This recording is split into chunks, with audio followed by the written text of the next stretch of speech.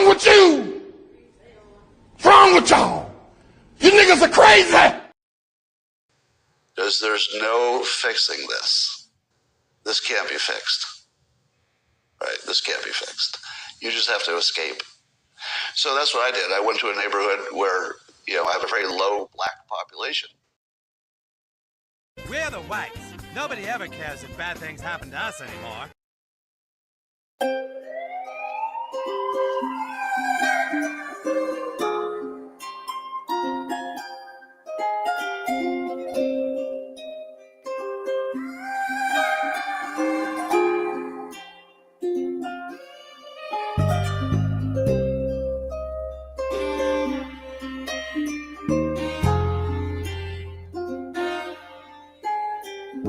Out of Time Beats.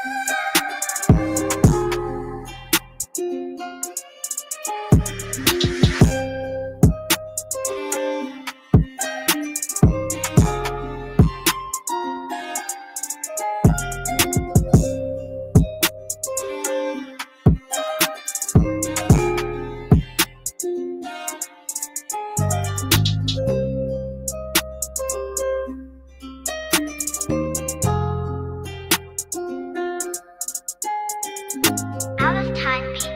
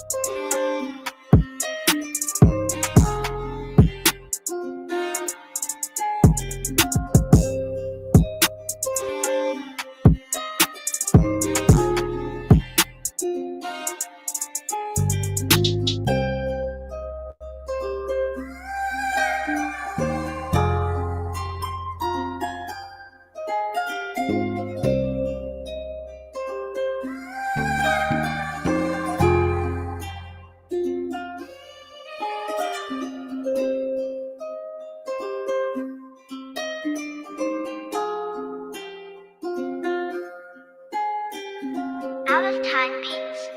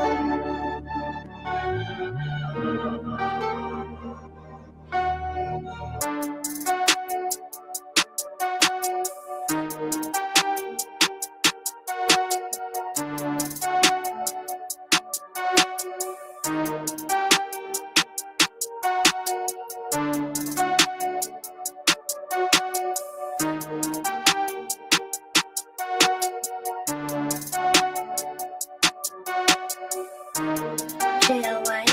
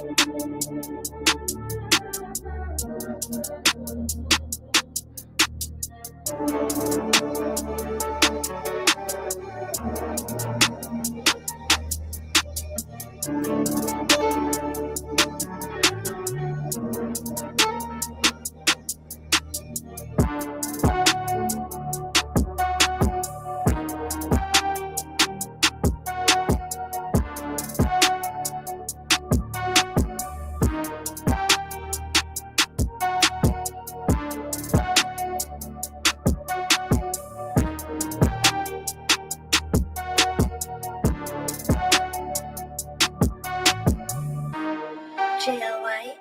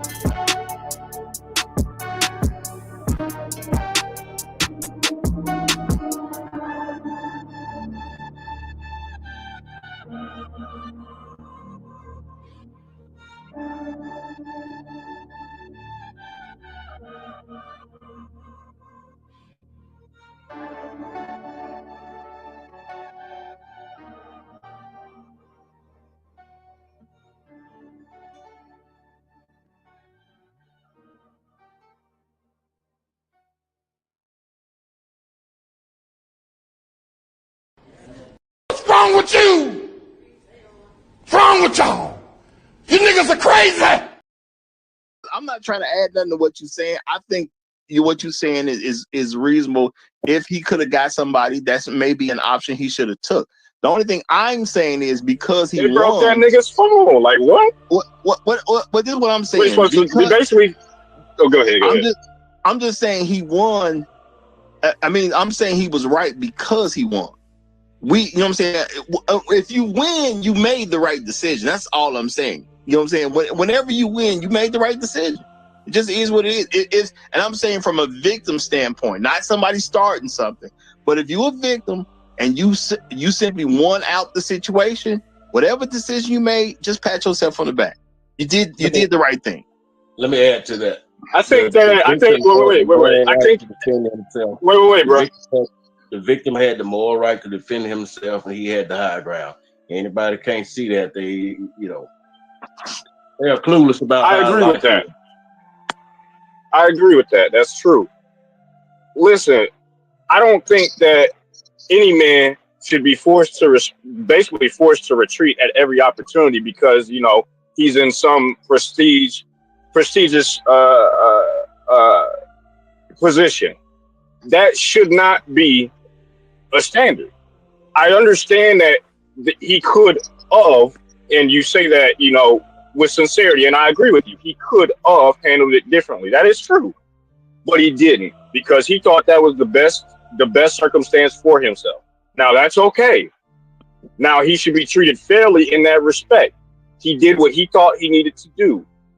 Now, in terms of how this looks when he brings this to trial, I guess, if he chooses to go by trial, it should be expressed that he was within his legal rights to defend himself because he was point blank period, and he did the right thing from top to bottom.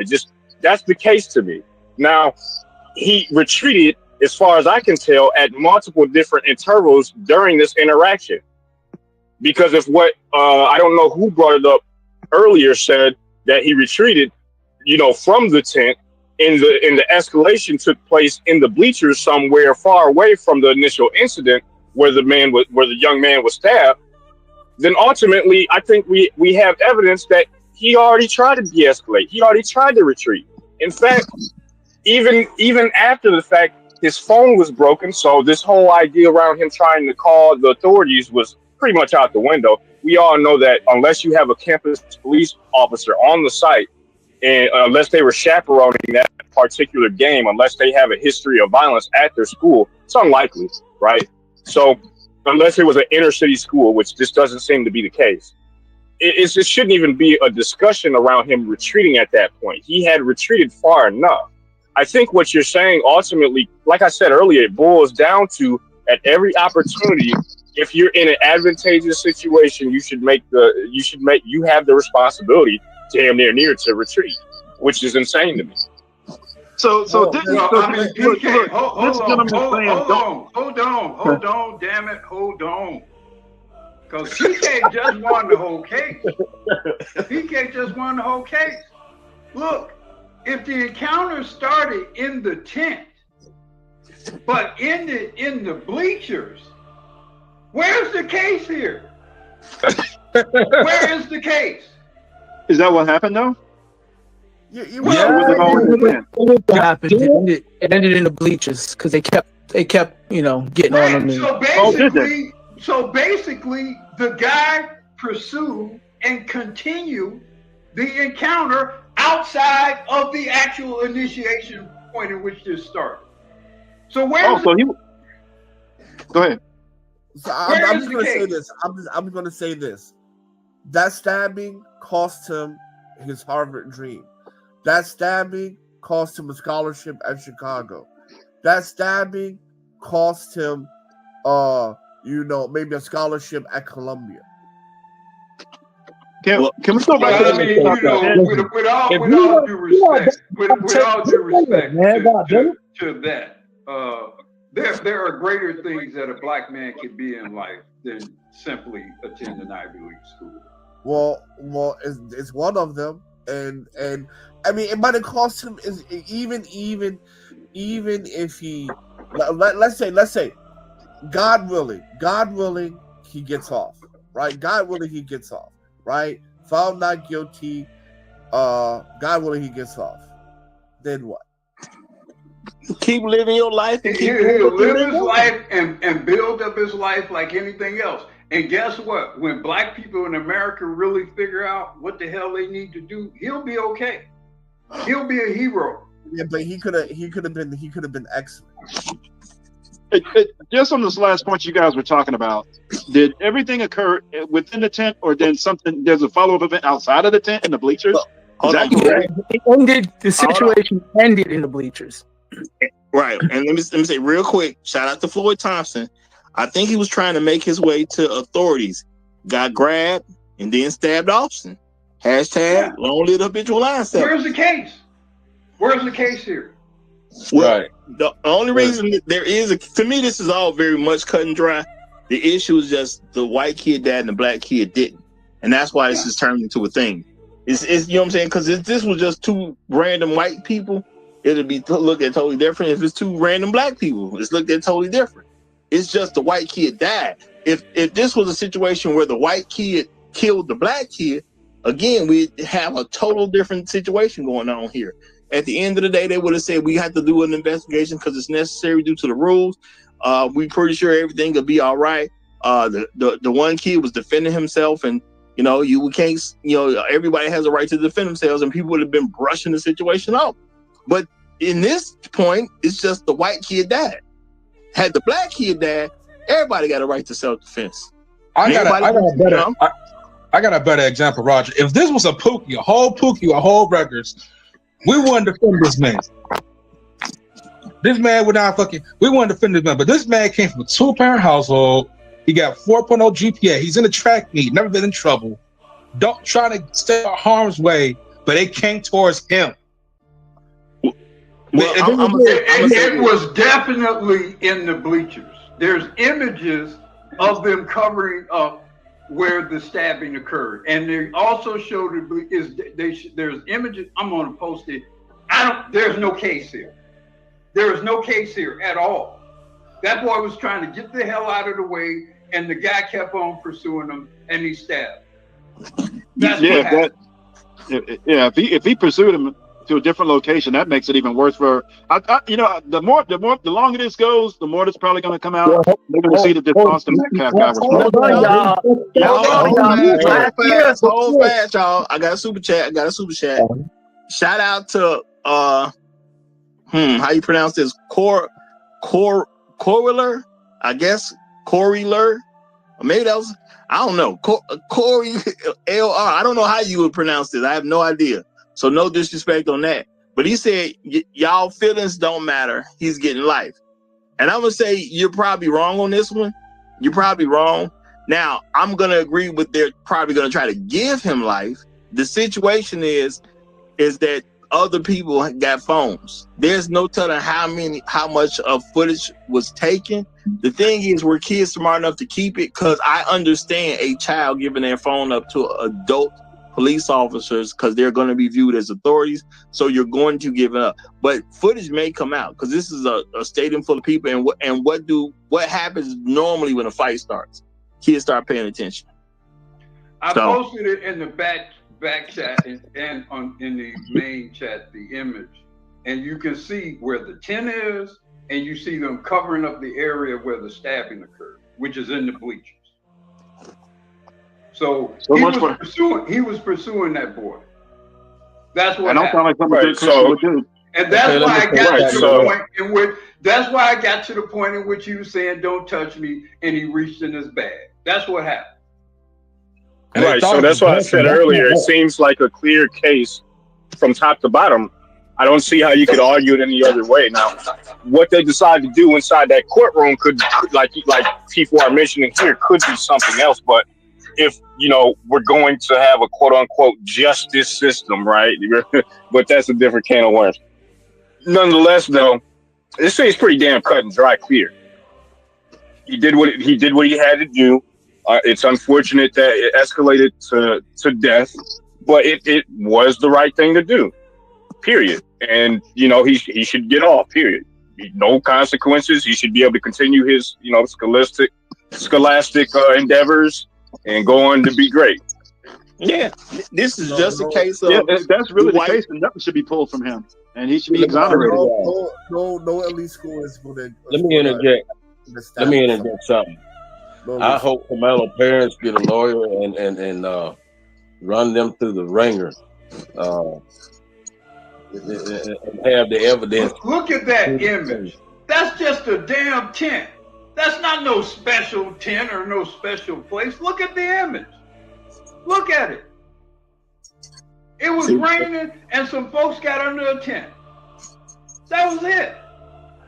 And let me say this. If they don't let that boy off, God see everything. Don't be surprised if you see all these natural disasters hit that area. Mark my words, because God is tired of this kind of stuff happening to our people. Why y'all think all this stuff is going on in the first place, these natural disasters? Y'all better think about it. Yep. Now I'm going to gather yourselves together, oh nation not desired. Now I'm going to say this. When it comes down to it, like I said, the only reason this is just not clear and the reason that this is even an issue is just because adults are making it racial. This is a clear situation. A guy got attacked. A guy defended himself. He came out victorious. If he's a white guy with any other guy, he's fine. But the thing is, we got a nigga. Now let's get that nigga on that hook and let's not let him off. That's why they came up with that $1 million bond. And let's confiscate all the images so can't nobody see what really happened. Because if you see what really happened just from that image there, that looks like that they left the scene of the initial encounter The boy was pursued and he defended himself. And that you will probably see on a damn video, which is why we have not seen the video yet. Yeah, so that was either that, or is that where the body was moved so that where they were trying to save his life? Where's the blood under the tent, though? Yeah, I mean, That's I'm why just, I posted the image. Well, kid, you gotta remember, this is a 17-year-old who's seen his brother get stabbed down. He ain't moving that body nowhere. He's just trying to save his brother's life. Yeah. He don't have the. And here's a question. Well, hold on. I'm with you guys. He don't The have further the this goes, hold on. Doc. I'm saying he don't have the wherewithal to try to create a situation favorable for a police matter. He's a 17-year-old kid. That's not gonna happen. He said something to the boy because he's a big bad football player. He was probably surprised that the black boy said something back at him. It went back and forth, back and forth. It got physical. The black boy tried to walk away. He still tried to play big black bad football player and got his ass stabbed. That's what happened. We know that's what happened. And his mama made a statement that says, yeah, he's supposed to do this type of stuff. He's the guy to step up and do this type of stuff. That's what his mama said. And then the father, And here's a question. I think he knows something that nobody else knows, that his son been doing, bullying people. That's why he said it's not a racial matter, because he knows his son's been doing this for a long time, I think. Well, the thing is, they don't look at it. Well, they probably don't look at it as bullying. They just look at it as they're white people living white life. That's what I'm saying. Austin, in his heart, probably really didn't think he was doing anything wrong. He just got caught up by growing up in a white supremacist world. And he made a bad decision because he thought it was up to him to make that nigga move. Well, guess what though, Roger? One have custody. The other twin has custody with his mom. He lived with his mom, and the other one lived with his father. So that should tell you something. It tell me they got a broken family. That's what it's. Yeah, now remember what the father said. The father said all this training starts at home, right? Twins couldn't get along. Didn't the father say that in that long interview, that 16 minutes? He said it starts at home. He said it multiple times. So what's he teaching his son? No, he definitely starts at home. That's what I'm trying to tell you. These people do not see themselves in the wrong. That's why he made that statement. He was really trying to take a shot at the black family. When the truth be told, the shot is really to him. You the one raised your son to bother he told the white supremacists that, I had trained my son to kill niggas. When he was talking about that pig killing stuff. Yeah. Don't y'all know that's in the Bible too? Wait a minute. Don't y'all know that's in the Bible that they would do that type of stuff to our people and claim themselves blameless? That's in the Bible.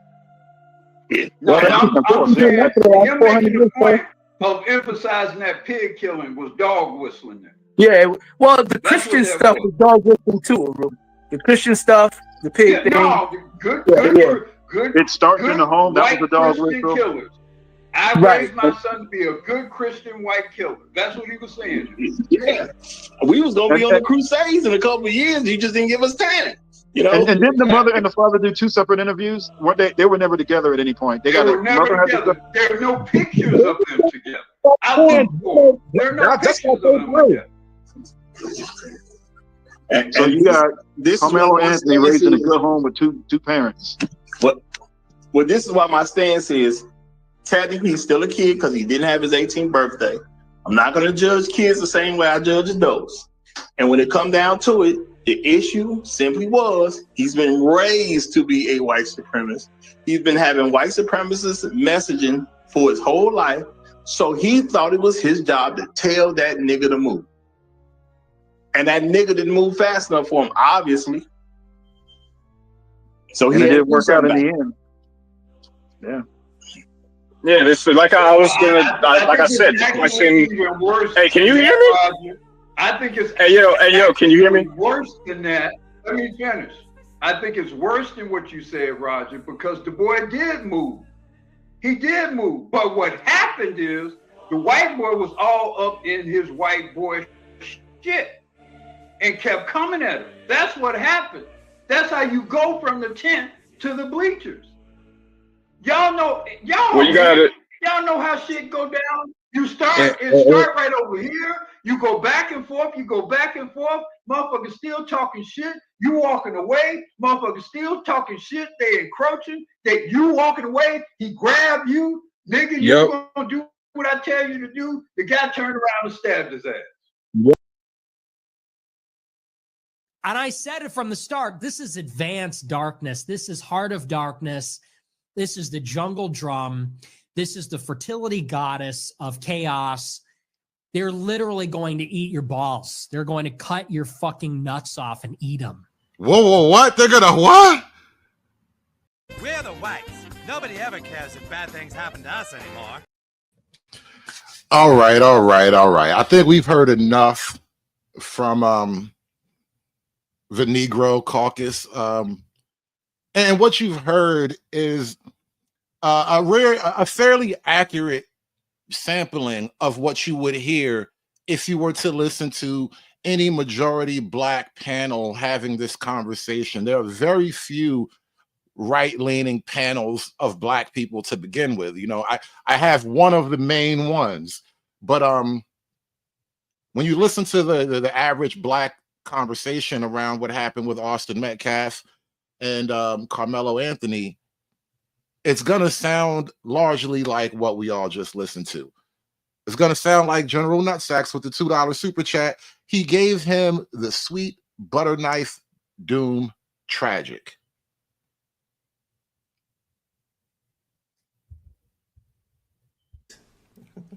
Nigga, please.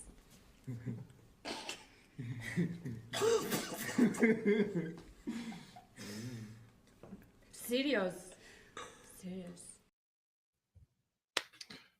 Okay, now the other day when I spoke on this issue, I kind of suspected the black kid probably is going to have a hard time legally with this. I don't think he was really in the right here. I don't think self-defense applied. From what I heard yesterday, it just didn't really sound like a self-defense-y kind of thing. And that was before the official police report came out, right? Now we have official police reports. Yesterday, there was an unofficial police report. There was a Negro official police report that had been released. A completely fabricated Negro document.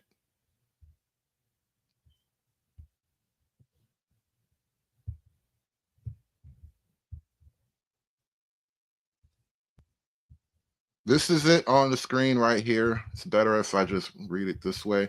I don't even want to read all of it to you because it would kind of muddy the water. But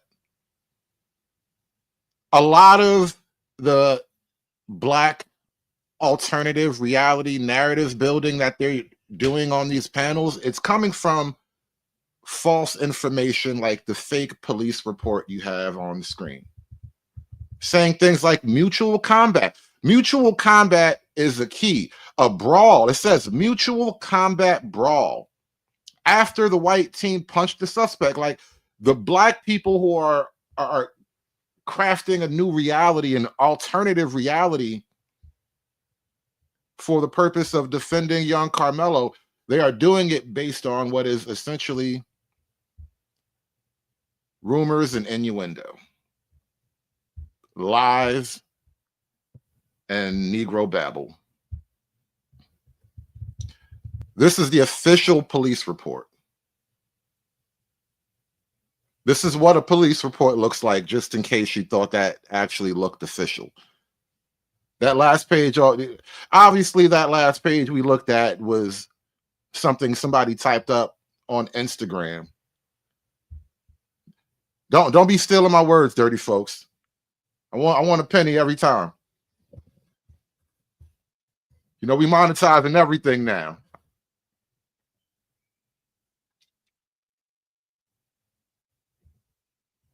So we're going to go through the police report. Not every single word of it, because a lot of the police report is You know, I arrived at the scene at such and such time. I encountered such and such victim. A lot of it's like what they call boilerplate, right?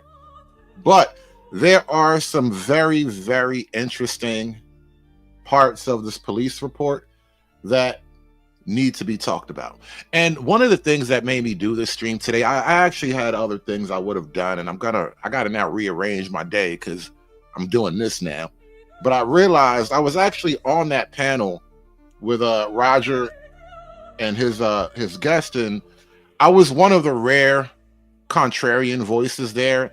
And frankly, I don't think anybody kind of takes the logic to the conclusions that I take them to. They don't go all the way to the end like I do. But I'm on the panel earlier, that exact panel that we were listening to earlier, and I gave Roger the link to the official police report. Now, he said there was nothing in that page because apparently he didn't scroll down and didn't realize that there were pages of police report. Like, what police report about something this crazy is only one short page? Like, you get one page police report when you were like pissing in public or something like that. This police report has multiple witness statements, and that is what we're going to focus on right now. Multiple witness statements and the official police report. Please hit that like button. If you guys are watching on the main Hoodservative channel, I have been posting the link to the alternative channel. We have the backup channel going.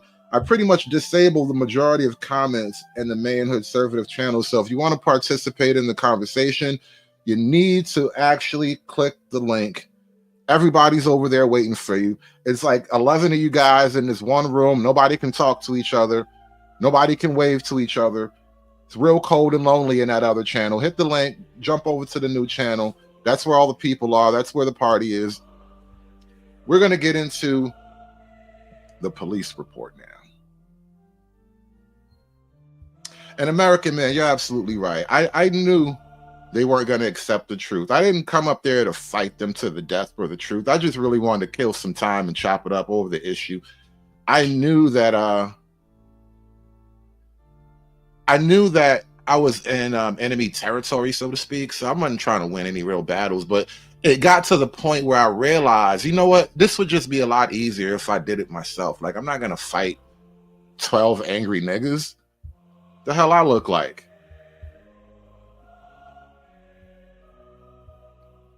So, let's read this damn police report. Initial narrative. On 4/2/25 at 10:01 hours, that is 10 o'clock in the morning. That is actually crucial. 10 o'clock in the morning. This is not an after school event. This is an event that takes place during school hours. All right. I think that's critical. Staley School Resource Officer E. Cortez heard over the radio dispatch call out a stabbing call at David Kuykendall Stadium. FPD call notes indicated that an athlete was stabbed. The suspect was reported as being a black male wearing a gray hoodie, blue sweatpants. I immediately left my office, ran across the Staley Middle School parking lot towards the southwest entrance into the stadium.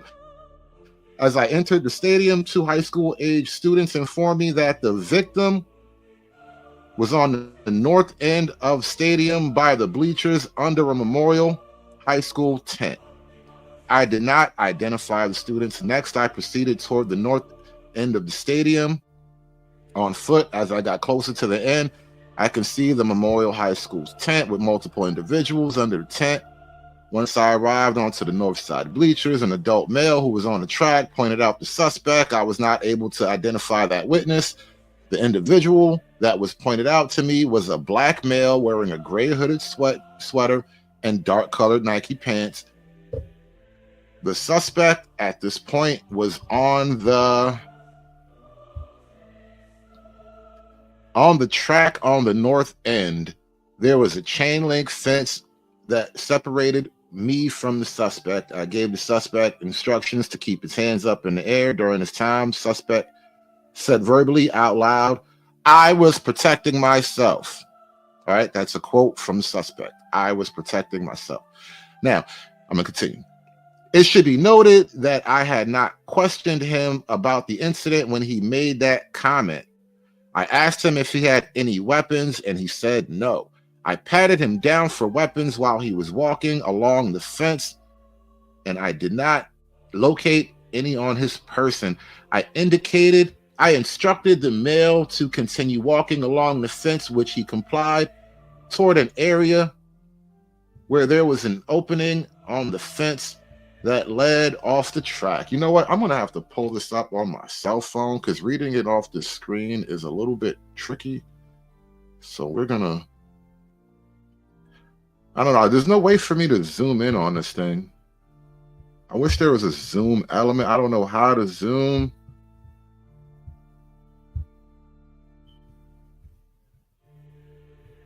Did we? No.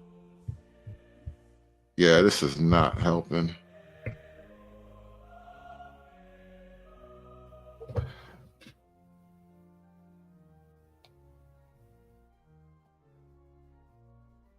Give me 1 second. We're going to continue reading.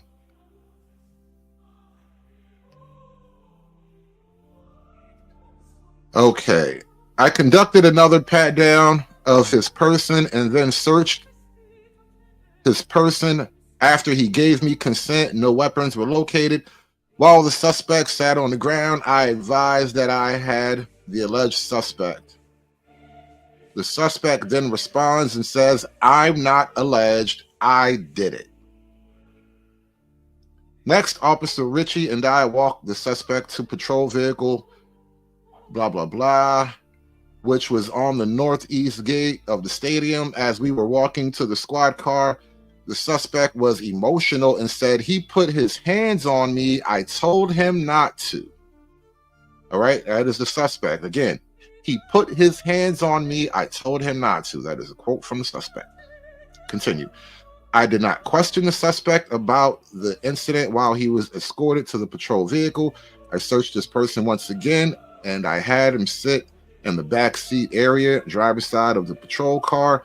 While the suspect was in the back seat, I noticed fresh blood on his left middle finger. I verbally acknowledged that I saw blood out loud, that it would be captured on my body on camera. It should also be noted that the suspect asked me, quote, "Is he going to be okay?" while he was in the back seat. Asked if he was going to be okay.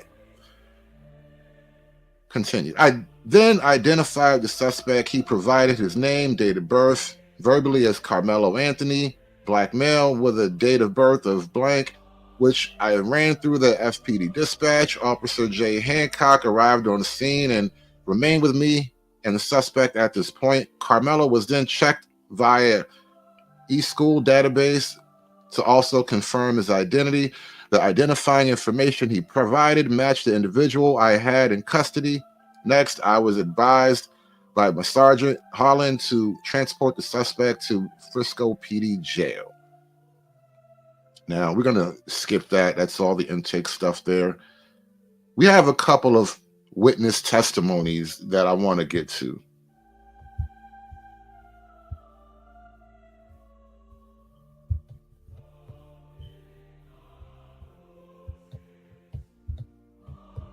Oh, what just happened?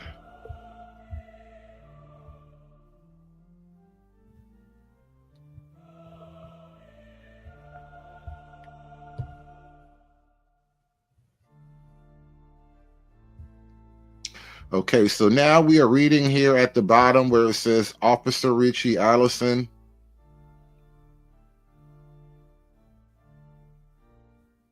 Actually, you know what? We're going to skip the Allison part because that's really just more contact with Carmelo. We're going to go to the next page.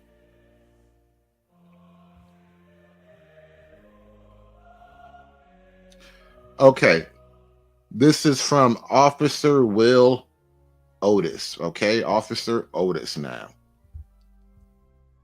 Let me take a pause for a quick moment here.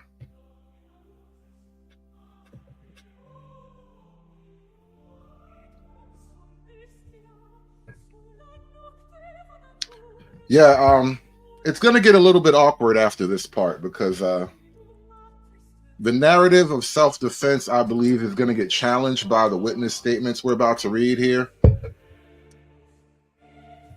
Excuse me, I want to take a pause for a moment because throat's dry. I need to take a sip. But so far what we have is the boy being taken into custody. Immediately upon encountering the police, he admits to something. He admits that he stabbed the kid. He said he did it. He said it's not alleged. He did it. Whatever the police were looking for, he said he did it. He also wonders if he can claim self-defense. So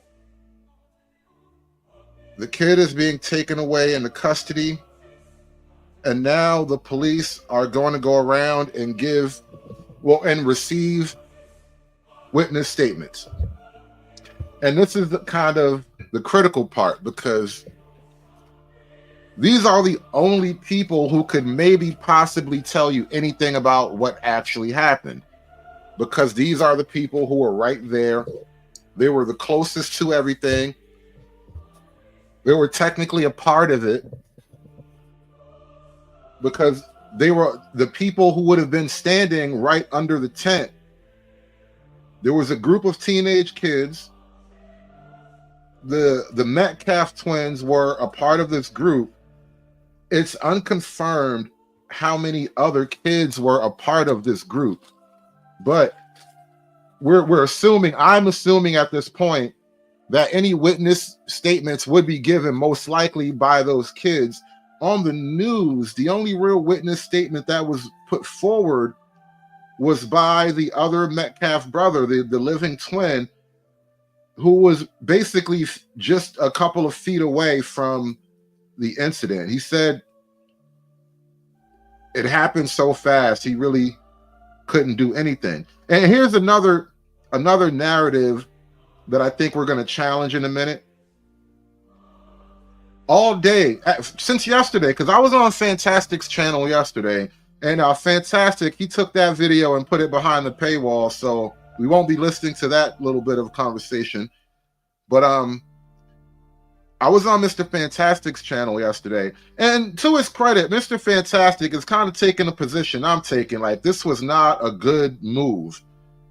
The little boy did not really behave well in this situation, and so he's not really jumping out there to wage the race war for this little kid, which was basically like the title of his video. And I was on that panel, and most of the people on that panel were kind of like race warring. And Fantastic was, he was doing the job trying to speak logic to the angry Negroes that wanted to come on the panel, because this is one of those things where people get all emotional. Well, the blacks get emotional about it because the blacks be sensitive about racial issues and whatnot. They have a history. These blacks. But I was on that panel for a little while too. And I was noticing, ever since I did my own show on this the other day, I'm just noticing how many people are just running away with this story. It's one thing when there's an actual racial grievance, like something really horrible actually happened to a kid for no reason, and it was because he's black. But we don't have a real racial grievance. It wasn't because the kid was black that we know for a fact this happened. We can't even speculate that this happened because the other kid was white. We don't know that. All we know is one kid stabbed another, and that's bad enough. What led up to the kid getting stabbed? That is really what's at the heart of all debate. Was it self-defense? Was he being attacked? Was he in fear of his life? You know how like the police love to say that? The police are the reason why black people love that phrase now. I was in fear of my life. That's what people want to be true. We don't know that it's true until we, gather facts and evidence and whatnot. But that's what people want to be true. And so I think we're going to continue reading the police report from Officer Will Oates.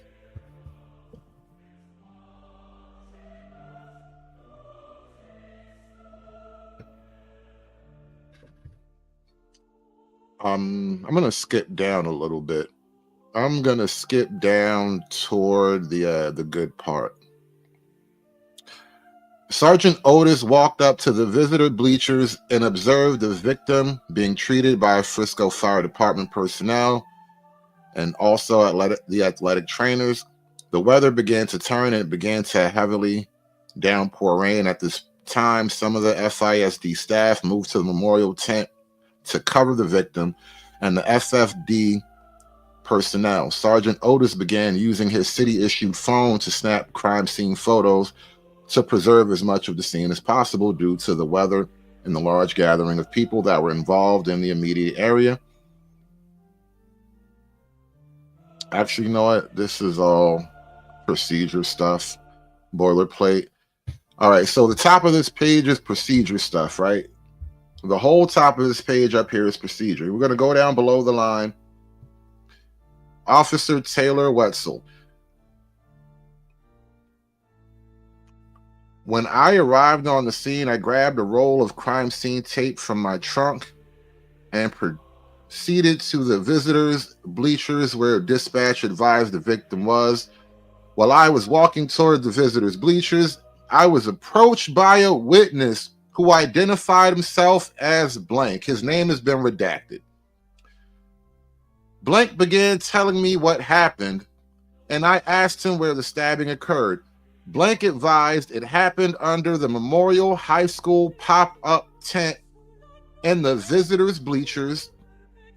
I immediately informed Sergeant Otis where the witness stated the stabbing occurred and gave him the crime scene tape to start securing the crime scene.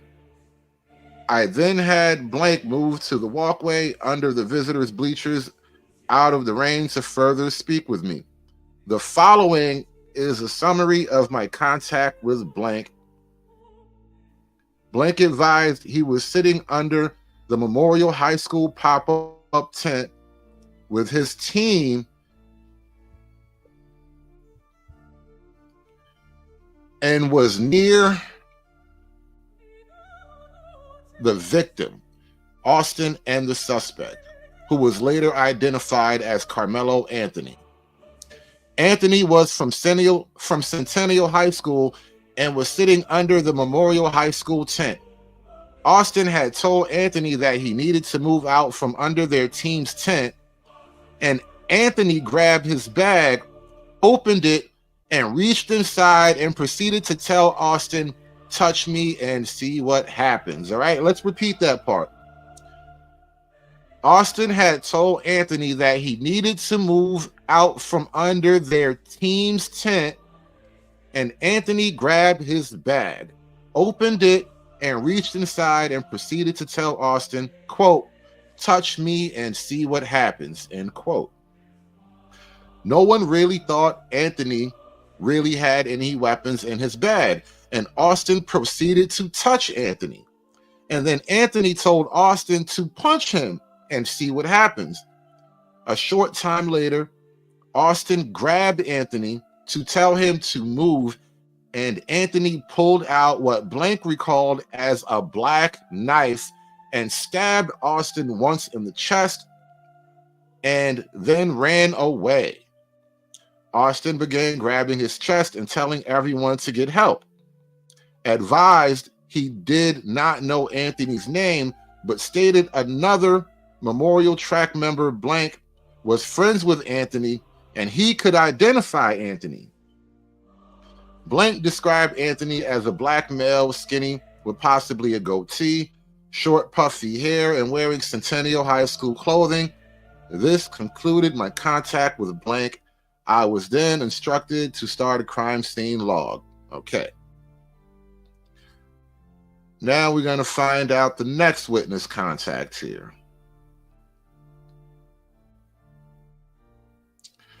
Officer Fisher Alvin, right here. Officer Fisher Alvin, the third paragraph on this page now.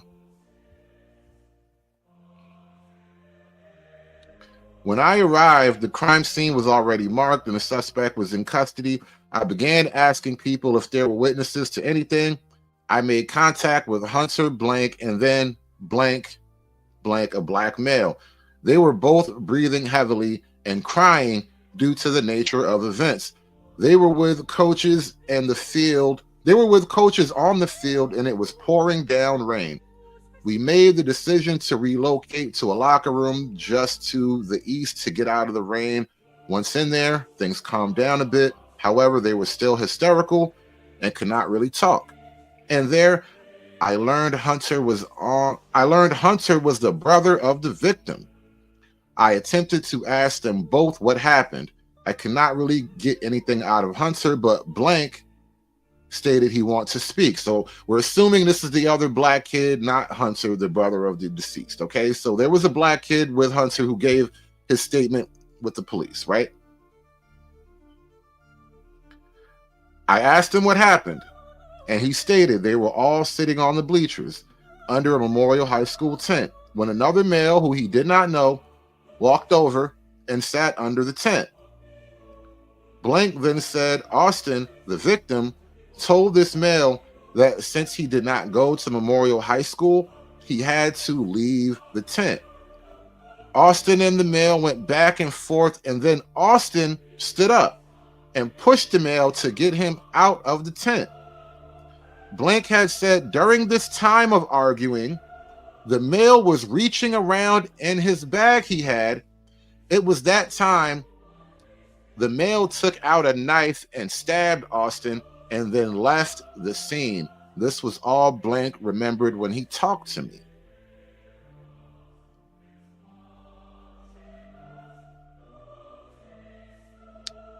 Let's see if there's any more witness statements here.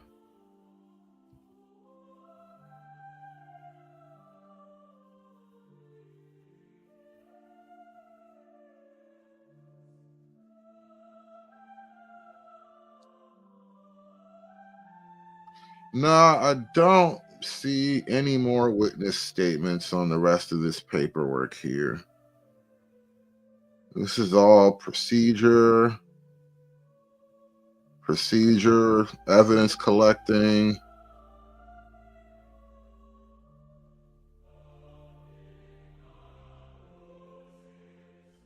Apparently, there was a witness that spotted Carmelo throwing the knife away, and they recovered the knife somewhere in the area. But that is all that we appear to have from the police report. Wait, is there a little bit more? Oh, wait. I think I have more.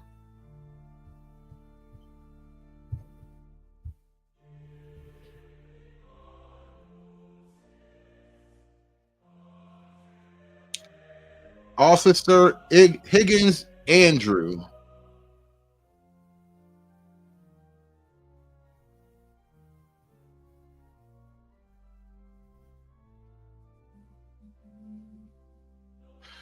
He said, let me read this for you because I'm not sure what this is about. At approximately 10:42 hours, Blank walked into the main lobby stating that he had witnessed this stabbing and was told to come to the lobby to complete a witness statement. I gave Blank a voluntary witness statement, which he worked on until detectives arrived and speak with him.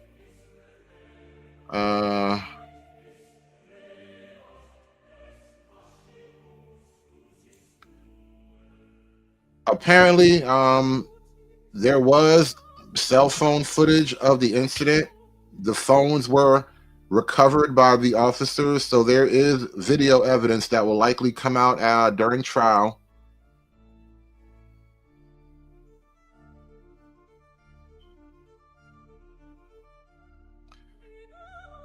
This was also witnessed by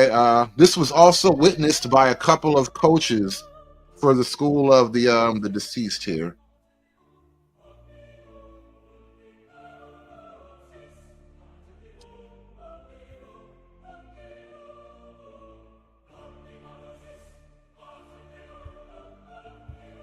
All right, but that appears to be all of the statements here. No further witness statements here.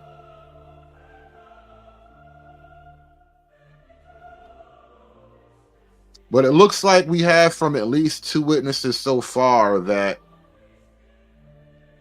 he was asked to leave. He responded by grabbing his knife and making a threatening comment. And then when he was pushed, he responded by stabbing the boy in the chest. That's really what we can get from the witness, from the police report so far.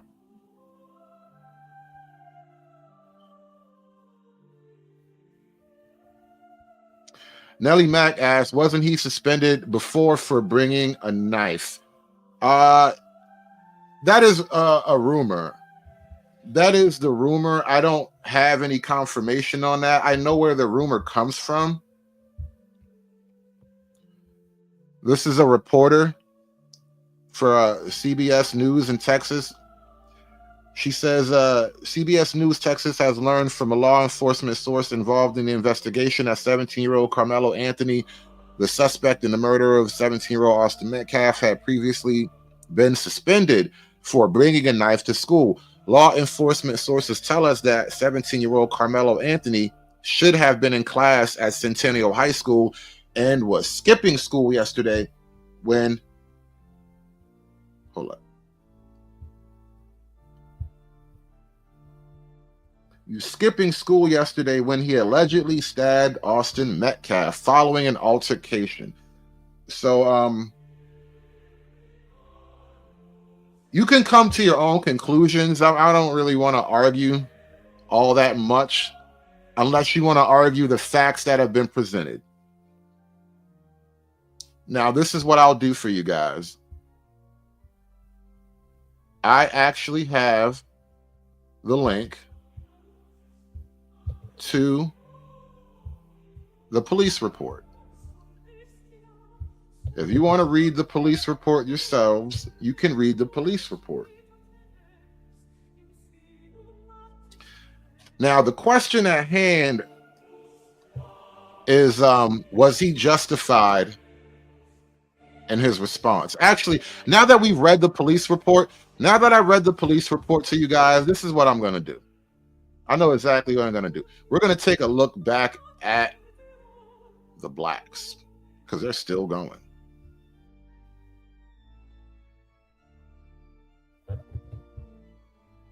What you think? What time you think we're living in?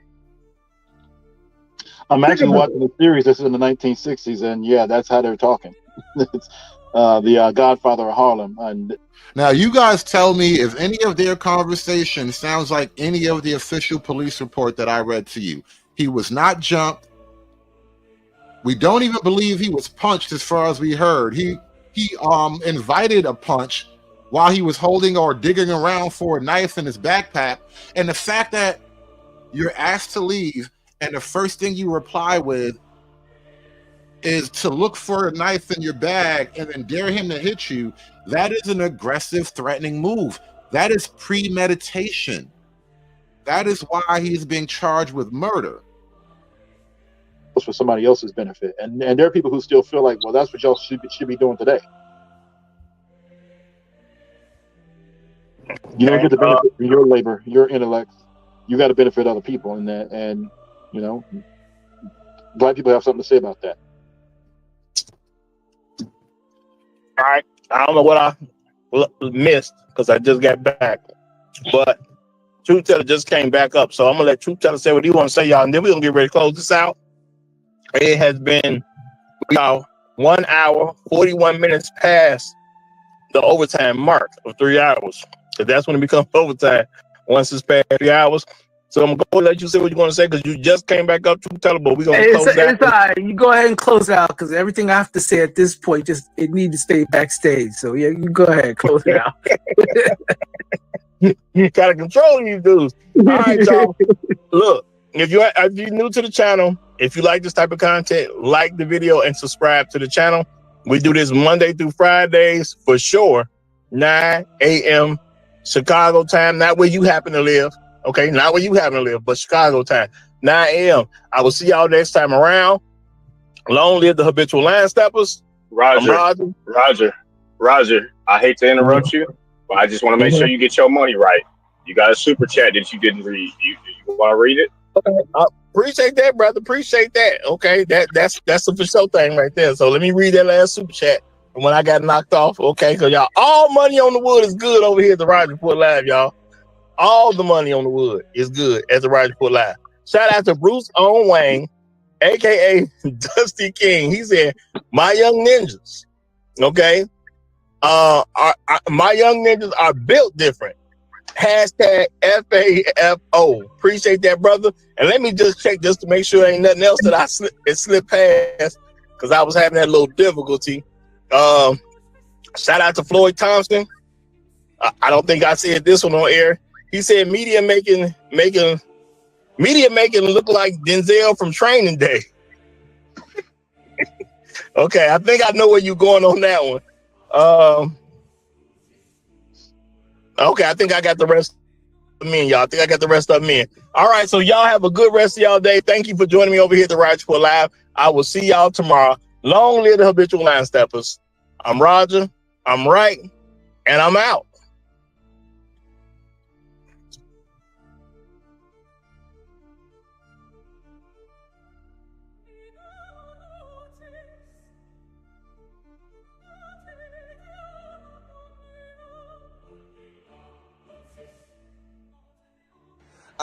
I'm telling you, man, this the reason why I be hating niggas, man. I'm telling you, man. It just be us. I be hating niggas, man. Now, here's another thing to think about. Black folk, a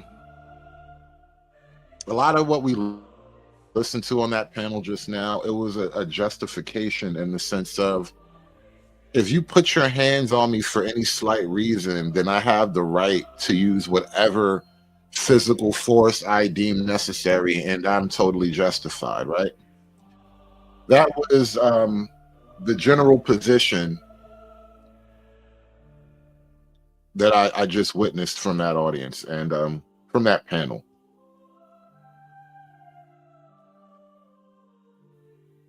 And it gets actually a lot worse. The attitudes and sentiments and whatnot, they definitely get worse. And I want to share something else with you guys. A look at what could have been. Because I don't know how you put yourself in a place that you weren't invited and you likely shouldn't be. And then when you find yourself out of bounds, and a person approaches you and tells you that you're out of bounds, you respond with deadly force, right? First, you threaten deadly force. They don't know that you're reaching for a knife, but if you're reaching for your knife, I think you become the aggressor after that. I don't think you can claim the victimhood when a person just asks you to leave their space. And as much as a lot of the Black audience wants to put this completely on the shoulders of the white man, I think you just got to own up to the fact that even if the kid touched him, which he according to all the reports, he pushed him to some degree to remove him from their tent. And what we just listened to was about 4 hours of justification that you can, in fact, stab another teenage boy in the chest if he touches you, if he pushes you out of a tent that you probably shouldn't have been in the first place, right?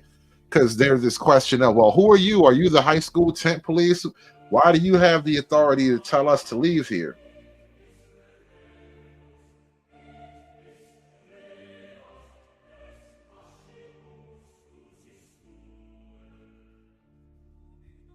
There was an event that happened recently, and it's not exactly like the Austin Metcalf situation, but there are parallels, and I want to share something with you as an example of what could have been. Because, you know, the real tragedy, well, another tragedy of this all is that both of these kids were on the path to success and, you know, victory in life. You know, they were both good kids with no record, apparently. You know, even the Austin kid, he might have got suspended, but you know, that's not a big deal, really. But now 2 lives are just gone. And this is perhaps how it could have been. Instead of reaching in your backpack to look for your knife so you can immediately kill somebody, you can try another way. Hey, you're a very personable guy. I can tell, like, just talking to you right now, but you're a good dude. Thank you, bro. And like, just like you're no matter what you do, even if God forbid this doesn't work out, you're gonna be fine. You're gonna be a good dude. Thank you, bro. Yeah, that means a lot. Alright, so like, let's say we are gonna watch one of your videos tonight. What would it be? Like, give me one. What you say, bro? Yeah. What's your favorite one? Right, maybe. Is that a little more to the right? See the TV at least? Nah. Yeah, this is our tailgate, so a little more to the right so I can see the fucking TV. Oh shit! Hey, bro. You don't gotta talk to him like that, bro. He didn't. I'm just saying, maybe. Hey, can you just move, please? No. Hey, bro. It's okay. Just move. He doesn't mean like. It's okay. Move, but I don't mean to be a no, but I know, but you have to talk to him like that. No. I'm saying this my guy though, bro. Like, no, bro. No, bro. You cursed at him and stuff, bro. All you had to say was, hey, bro, can you please move? This is respect, bro. You know what I'm saying? Hey, no. He don't mean it like that. Is he drunk? Is he drunk? I don't know, but maybe. I just don't like disrespect, bro. Now, there's a young black kid here out in a suburban white land. He's probably got a little bit of the wealthy suburban crowd right here. They just kind of look like the Brooks Brothers, Doc Shoes type of crowd. The guy, they wear shorts with button-up shirts. That's how you know they kind of from that Martha's Vineyard kind of crowd. You know what I mean? So they're hanging out, tailgating. It's probably like some college level event. And you know, as a young black kid, he may or may not go to the school. I have no idea why he's even in this scenario. He obviously, just from the dress, just from his outfit, he doesn't look like he's a part of this crowd, because there are a couple of black kids that would be a part of that crowd, and they may actually look like they fit in from their outfit.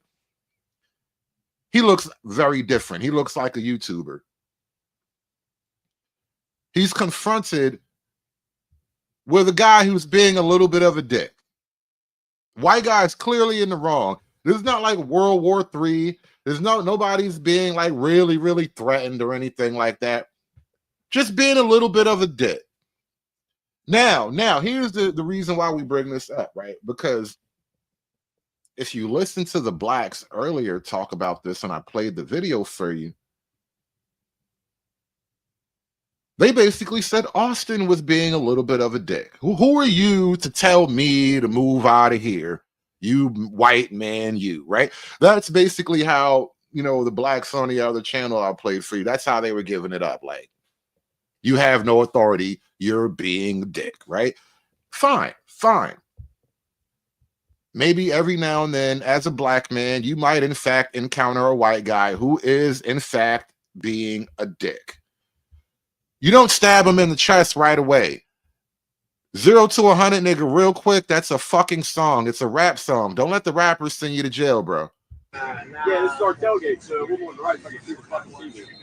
Oh shit! Hey, bro. You don't gotta talk to him like that, bro. He didn't. I'm just saying, maybe. Hey, can you just move, please? No. Hey, bro. It's okay. Just move. He doesn't mean like. It's okay. Move, but I don't mean to be a but I know, but you have to talk to him like that, bro. No. I'm saying this my guy though, bro. Like, no, bro. You cursed at him and stuff, bro. All you had to say was, hey, bro, can you please move? This is respect, bro. You know what I'm saying? Hey, no.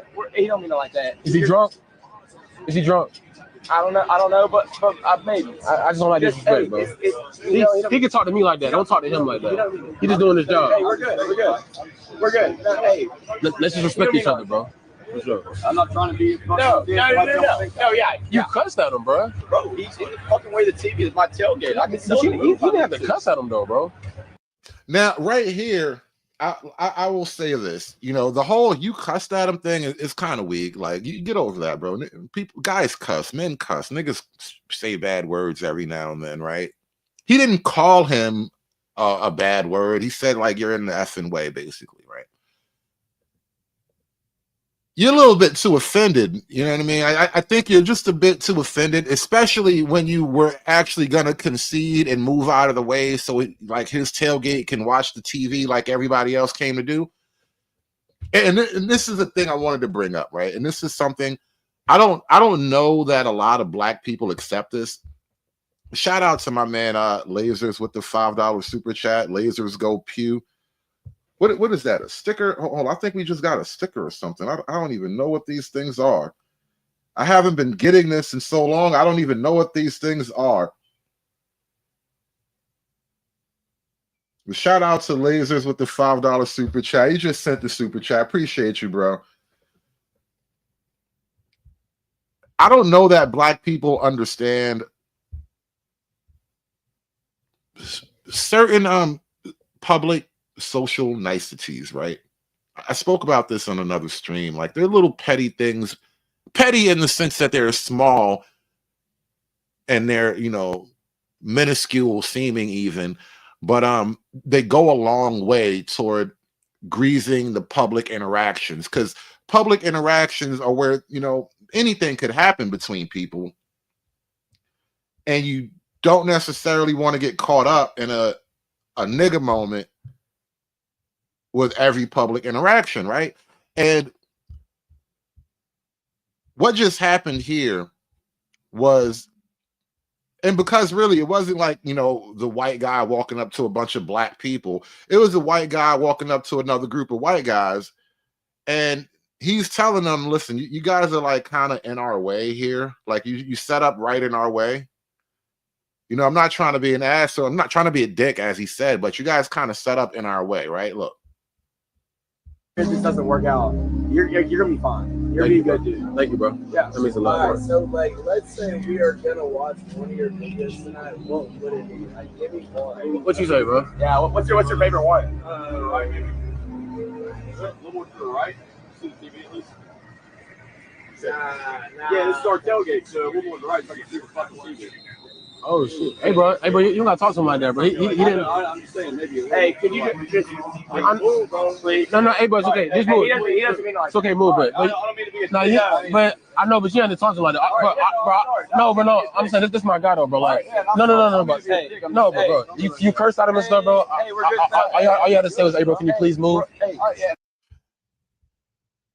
The invisible glue of white society. And I don't know that black people really internalize this concept. A lot of white people, I see how they operate, and this is just the thing that happens a lot of times. They acquiesce to petty requests as opposing to instigate a useless conflict. And so even though the guy he came over kind of being a dick, they were still willing to acquiesce to his petty request, because it's not worth having a conflict with this guy for no reason. This is a very typical thing you see, and especially these are kind of like they're not poor trailer park white people either, but this is kind of how it works. It's the invisible glue that keeps everything moving smoothly. Yeah, he was kind of being a dick, but we'll get out of your way so that we can all enjoy the day together without me giving in to the petty conflict that is in front of us, right? This is respect, bro. You know what I'm saying? Hey, no. He don't mean it like that. Is he drunk? Is he drunk? I don't know, but maybe. I just don't like disrespect, bro. He can talk to me like that. Don't talk to him like that. He's just doing his job. Hey, we're good. Hey, let's just respect each other, bro. For sure. I'm not trying to be. No, yeah. You cussed at him, bro. Bro, he's in the fucking way the TV is my tailgate. I can see you didn't have to cuss at him, though, bro. He's not a child, bro. What's the problem? Hey, back up. What's the problem? No, he just cussed him out, bro. And I was like, he said y'all get up. He asked you to get up. Hey, what's the problem? And so now these are adults here. These are actual middle-aged men here. You see the guy in the salmon shirt right here. Why do I know that's a salmon-colored shirt? I don't know. But salmon guy jumped up like a superhero. All right. Now, if we were on the other panel, if we were on the other channel, this is where they would have been like, white supremacy jumped in to save the day. All right. That was white supremacy jumping in right there. They seen a black dude puff his chest up and defend himself, and then bam, white supremacy. This makes Jim Crow look like Jim Eagle. What's the problem? No, he just cussed on my boy, and I was like, He said y'all get up. He asked you to get up. Hey, what's the problem? Is he drunk? Because if he's drunk, then it's okay. I'm What's not. the problem? Okay. Yeah, we're good. No, nobody was arguing with him or nothing. He just cursed at him like he was a child. And I was like, hey, bro, you don't Okay, it's disrespect over, buddy. everybody, you know? Thank No, you. I'm just explaining to you what happened. Okay. For I sure. appreciate it. For Good. sure. Have a good day. For sure. And now look, white supremacy in the salmon shirt. He really didn't want to hear it out anyway. He's really trying to get through the moment. He's not trying to have conflict either. What they just do, they actually shook hands, pat on the back, handshake. All right, fine, whatever. You know what? Yeah, he was probably wrong. Fine, whatever. Let's just move on. It's not that big deal. We're good. No, nobody was arguing with him or nothing. He just cursed at him like he was a child. And I was like, hey, bro, you don't Okay, it's disrespect over, buddy. everybody, you know? Thank No, you. I'm just explaining to you what happened. Okay. I For sure. appreciate it. For Good. sure. Have a good day. For sure. Now, listen, we don't have to be friends. We don't have to be kumbaya, campfire buddies. You don't have to share my sleeping bag. But it'd be nice if we can observe little niceties with one another while we have to share public space. You know what I mean? It helps from things getting to an unnecessary level. And American men, no, I don't think the black guy wants to keep going. I think he was the only one speaking for his team. What I think is happening here, he is like the live streamer or whatever, and he has a cameraman. And so in this little context where you're out in public, you're speaking up for your crew. And on that level, I get him, but I don't feel as though he crossed the line.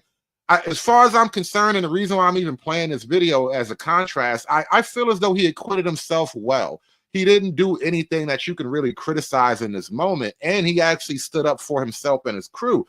That being said, you actually have to observe, Midwest request, respect the formalities. Now imagine, let's run this moment back. Let's run this footage back. Hey, you're a very personable guy. I can tell, like, talking to you right now, but you're a good dude. Thank you, bro. And like, just like you're no matter what you do, even if God forbid. Now everybody right now is telling us that Carmelo was a good kid, and I'm willing to believe that. I don't have a whole lot of nigga shit to pour on Carmelo's rep right now. Hey, you're a very personable guy. I can tell, like, talking to you right now, but you're a good dude.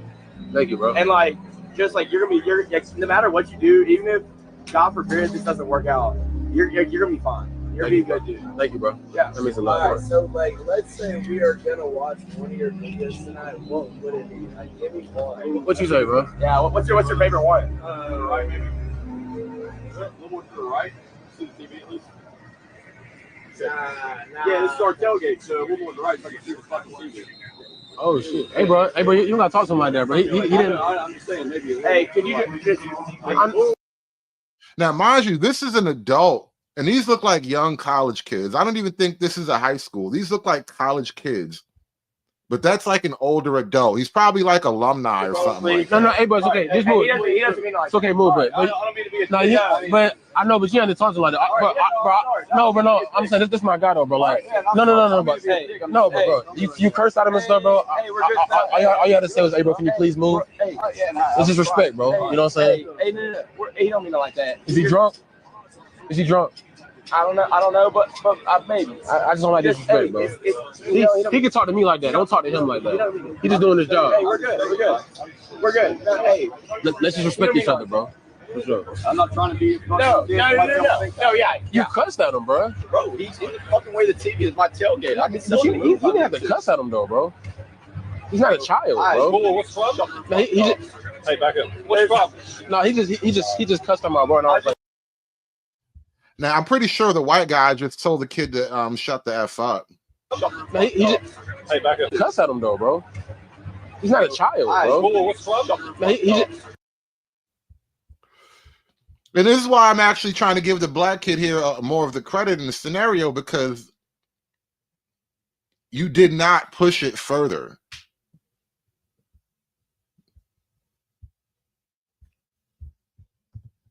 No, yeah, you cussed at him, bro. Bro, he's in the fucking way the TV is my tailgate. I can But you didn't have to cuss at him though, bro.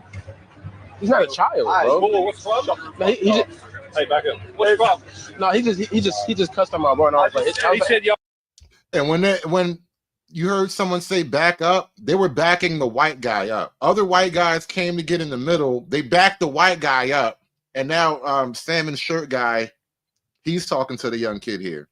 And again, the kid is not pushing the issue forward. He was just like, bro, that was kind of crazy. Y'all get up. Yes, you get up. Hey, what's the problem? Is he drunk? Because if he's drunk, then it's okay. I'm What's not. the problem? Okay. Yeah, we're good. No, nobody was arguing with him or nothing. He just cursed at him like he was a child. And I was like, hey, bro, you don't Okay, it's disrespect over, buddy. everybody, you know? Thank No, you. I'm just explaining to you what happened. Okay. For I sure. appreciate it. For Good. sure. Have a good day. For sure. And Trey, I think you might be onto something here. Shout out to Trey to MBD with the $5 super chat. That it's over, buddy. It means go away N-word in white code. Yeah, I think you're probably right about that. That's exactly what it means. It means go away, but in white code. Sometimes they want to say it, but they don't want to really say it. You know what I mean? Say it, motherfucker. No. I just want you to know I'm thinking it. And so what I wanted to show here was, like I said, is a look at what could have been, you know, because nobody has to die behind these little petty incidents, man. Nobody has to automatically go digging in their backpack for their knife. These are not your ops, bro. You're all the way in the heart of suburbia. These are not your ops, bro. These are just dudes. These are just guys. They're not even like a bunch of tough guys. High school kids and college kids and whatnot.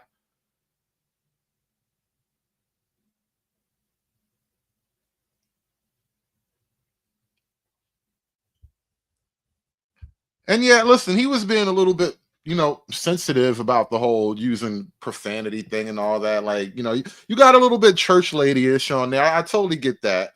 But the point I wanted to make, though, is even in his taking a little bit too much offense, he didn't actually push the issue beyond any respectable bounds. Everybody could walk away. No one loses face, as the Japanese like to say. Everybody walks away with their dignity. Nobody has to get poked in the heart with a long black knife. Yeah, he had breaks. He understood. I'm only going to push this so far. Even though you were wrong, you're cursing at me like I ruined your day. I'm not going to go crazy. I'm not going to be the nigger that you accuse me of being, because then this is the thing, and this is what the black crowd that we just listened to, they don't listen to the kind of content I listen to. They don't realize that what's happening now is only adding more fuel to the fire of these niggas are too violent to even be around. Why even tolerate having these niggas around if you're going to be so violent, right? Like, damn all the charity. We're rethinking liberal charity right now, which means we're rethinking you niggas totally. Like, why even have niggas around if you're going to just be violent like that, right? And the problem with the black defense of this whole issue is that you don't realize people are watching. People are taking note. It's not like back in the day where you could really keep this shit secret. You know, you can have your little meetings in the church where none of the white folk could listen, and you could speak in your little mysterious Negro babble slang code language, and none of the white folk would be any of the wiser. But now everybody knows what you niggas are like, and this is not helping, man. This is not helping. You can't celebrate when a black kid kills a white kid for no good reason. You can't act like this is a victory from the civil rights era, bro. You cannot keep score like that and then be tap dancing and moonwalking, because the patience is running thin, bro. I promise you, the patience is running thin. I do a patience check every so often, and the patience is running out, man. People are getting tired of niggas, man. Give a nigga a break. Give a nigga a break. How much more can I take? Give a nigga a break. Give a nigga a break. Give a nigga a break. How much more can I take? Give a nigga a break. Hey, shout out to American Man with the $2 super chat. He says, I can't go with you on this one. He kept crying. I acknowledge that. I totally acknowledge. He kept crying. He was a little bit hypersensitive. But the point I wanted to use as contrast here is he did have a limiting principle. He had an internal governing mechanism that stopped him from going full Carmelo Anthony. Niggas need that internal governing mechanism. You better develop one before Elon Musk develop a chip for niggas. Don't think you're going to get the same brain chip that the white man get. They're working on a chip for niggas, bro. I promise. There is a black chip coming out. And every time you sign up for the Elon Musk Neuralink, they're going to take note if you're black or white, and they're going to give you the black chip. And there's nothing you niggas can do about it. This makes Jim Crow look like Jim Eagle.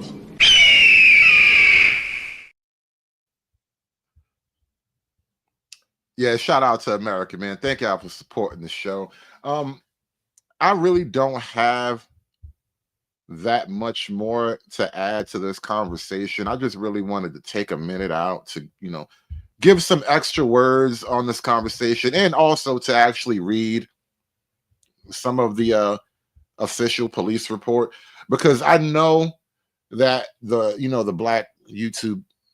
black side of YouTube is going to be chewing this over for another couple of days. And I don't know how many of the black YouTubers are going to actually read the police report live to their audience and discuss the police report, because I was just on that panel that you guys were listening to. I was a part of that show. I gave him the link to the police report.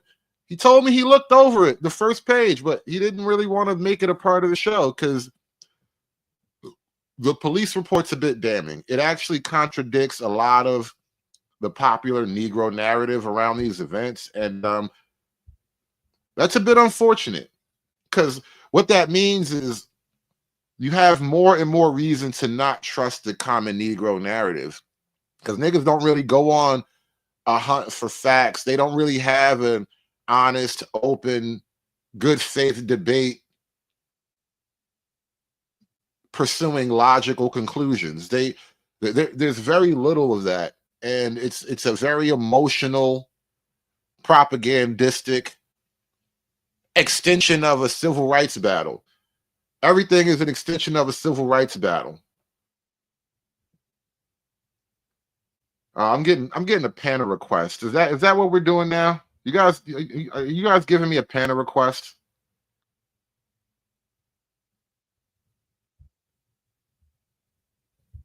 I gotta think it over. I need some panel thinking music.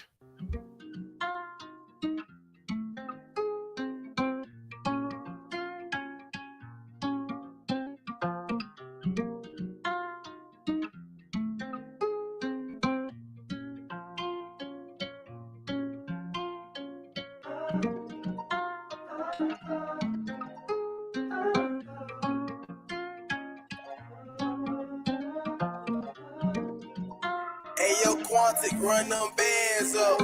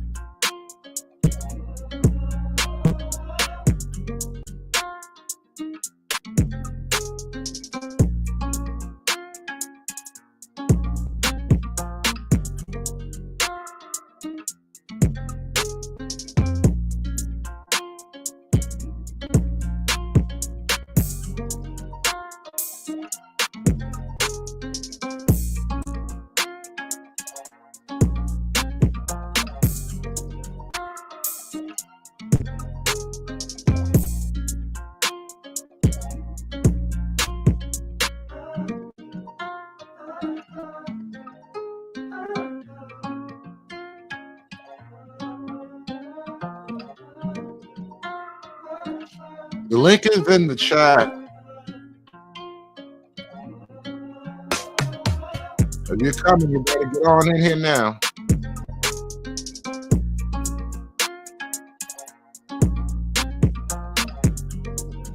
Shout out to all the dispensary employees out there listening. You're gonna make me roll up another one.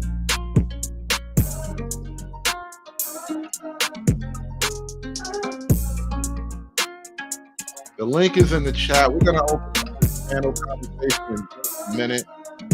Shout out to the Midwest for $1 Rumble Chat. The hood, how the F do you do a checklist?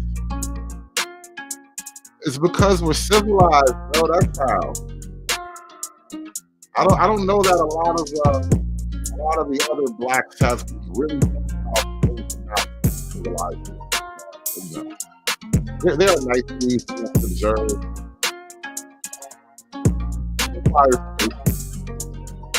You gotta practice patience. Learn to be kind.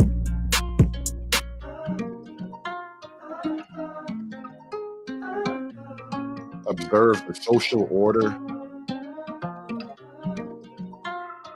Honestly, living in civilization isn't as hard as people make it seem. But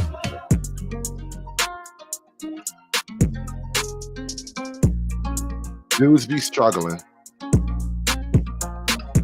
There are a lot of people who struggle with the ins and outs of living in a civilization.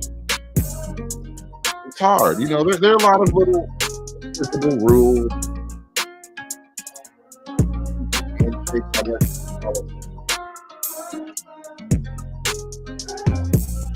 it's tough. It's tough. Not everybody's put out for civilization. Some people, I guess, you know, gotta leave them on that little island.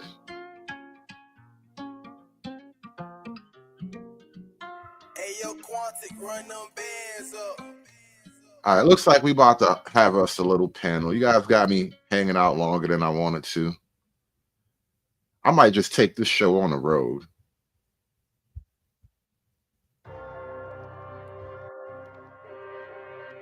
American Man, what is good, bro? Good afternoon. Good afternoon. How are you? Doing good, bro. Doing good. What are your thoughts so far, man? I read the police report and I played for you the alternative Negro universe, and I don't think the two universes really match. But what do you think? Well, my problem with the alternative Negro was he carried that on way too long, right? I'm sorry, but as soon as the guy said, you're talking about the last video. Okay, start there. Yeah, he carried that on way too long, right? Because initially the guy said, "Yo, you know, can you just move to the right, like you're in front of the thing?"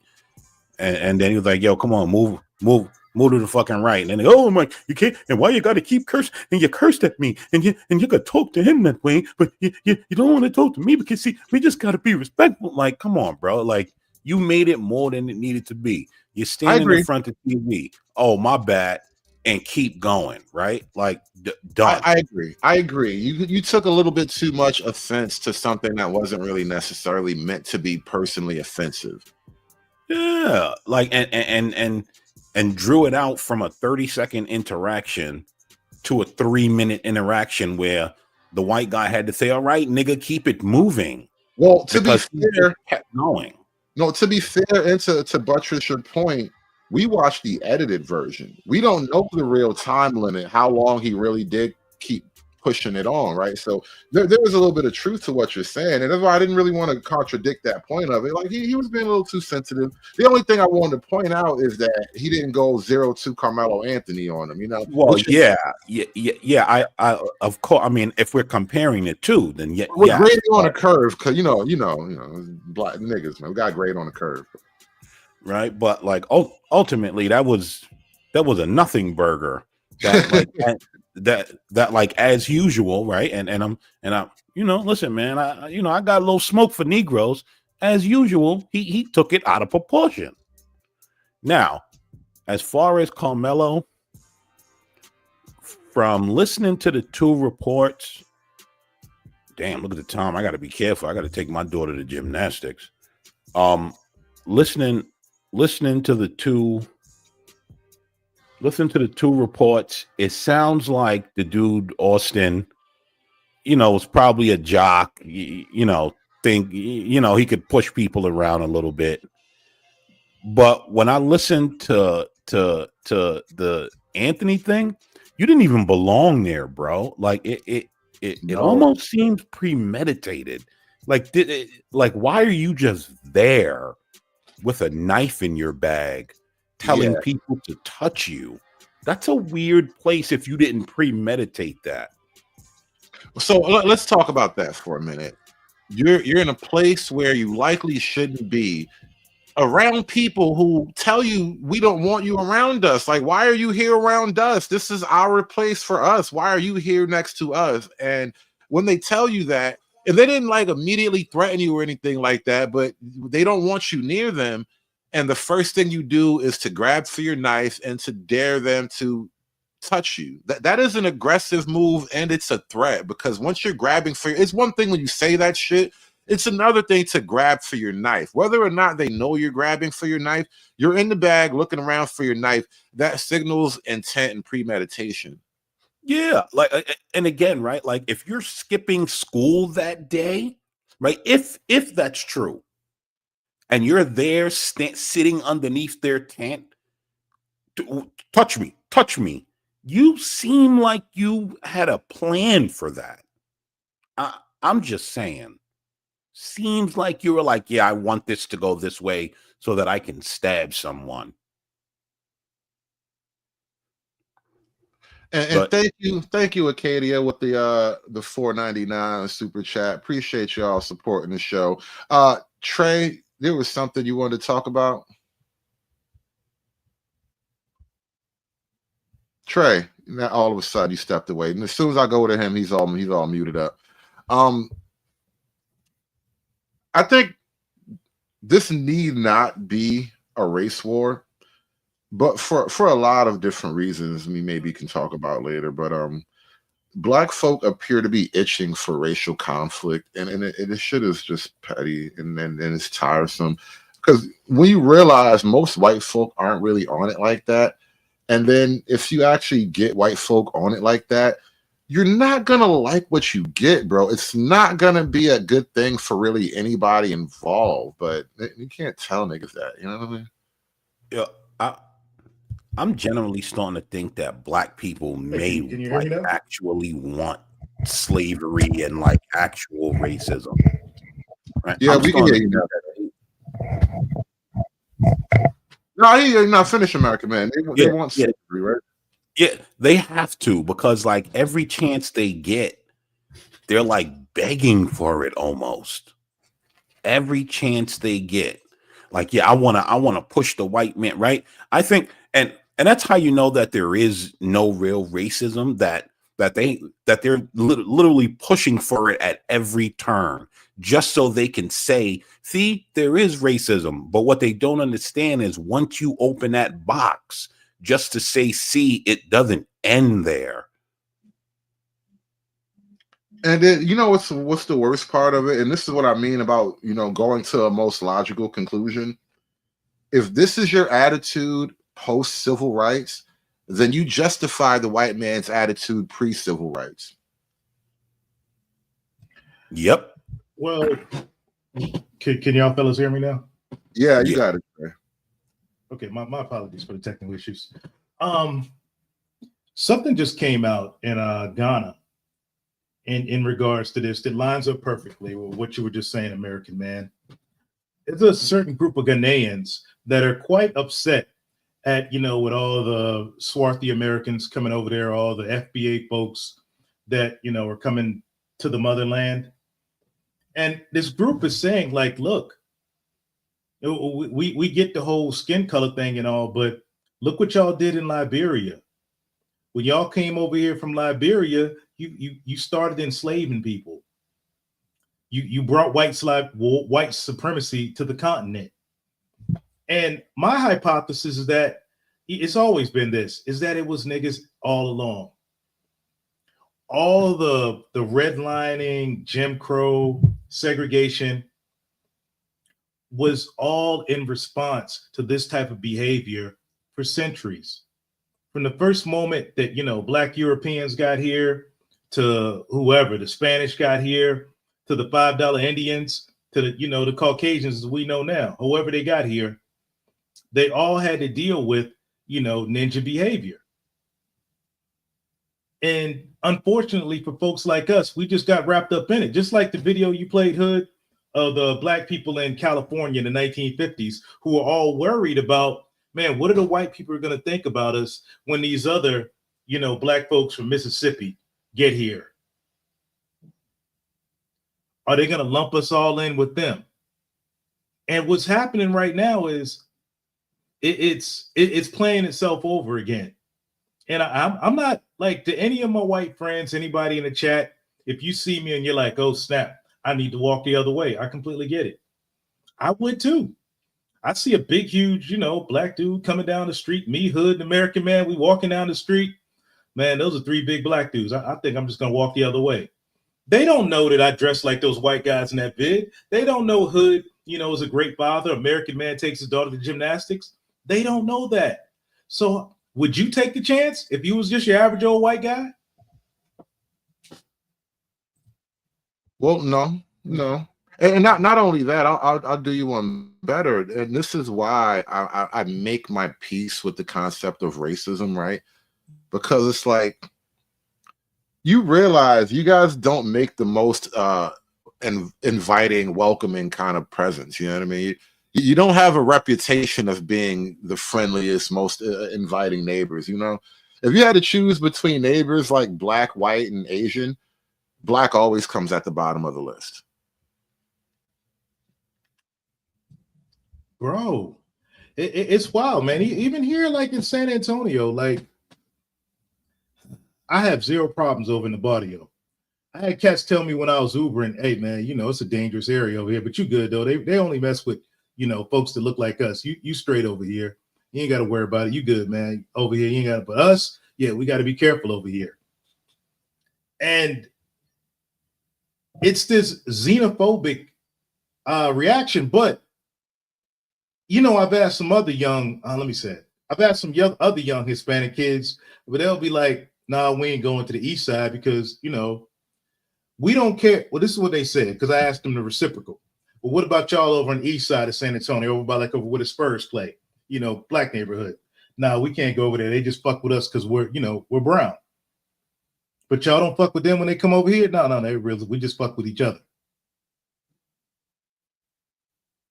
It's when you look at it and I look back at my 50 years, I'm like, shit. It's always like, really, Black folks, minus like the whole Bensonhurst incident. And like, I remember, you probably remember that one in Brooklyn. Like, when have you ever heard of brothers having any issue going into white neighborhoods? And that's one incident in 50 years, bro, that I can remember. It wasn't even 50. There was one more recent. And it's funny. All those years ago, this was even before anything YouTube, before I had like any political opinions or whatever. I felt bad for the white kid, and I'm gonna tell you why. And we're talking about Bensonhurst. This was like in the, I want to say, what was 80s, wasn't it? It's late 80s, right? Like 2009, maybe 2007, somewhere around that time. Actually, my oldest daughter was born about 2007. She was born in 07. So I think this is how it went. this neighborhood, Bensonhurst. Now, mind you, it's like, years after what you're talking about, Trey, right? It was 2000s. And this neighborhood over in Bensonhurst, they had been having like some car break-ins or some auto damage or whatever, right? You know how Bensonhurst is. You know how the fucking Italians are. They will form up on you. And so there's these black kids, and they like over in the neighborhood. And as it goes, they were fucking with people's stuff, and the white kids were like, hey, there's the niggas that been busting up everybody's cars, right? So you know what happens next, right? All Italian white kids, they form up, and the one kid's got a bat, and he swung and hit the black kid. Like, words get exchanged, threats get made.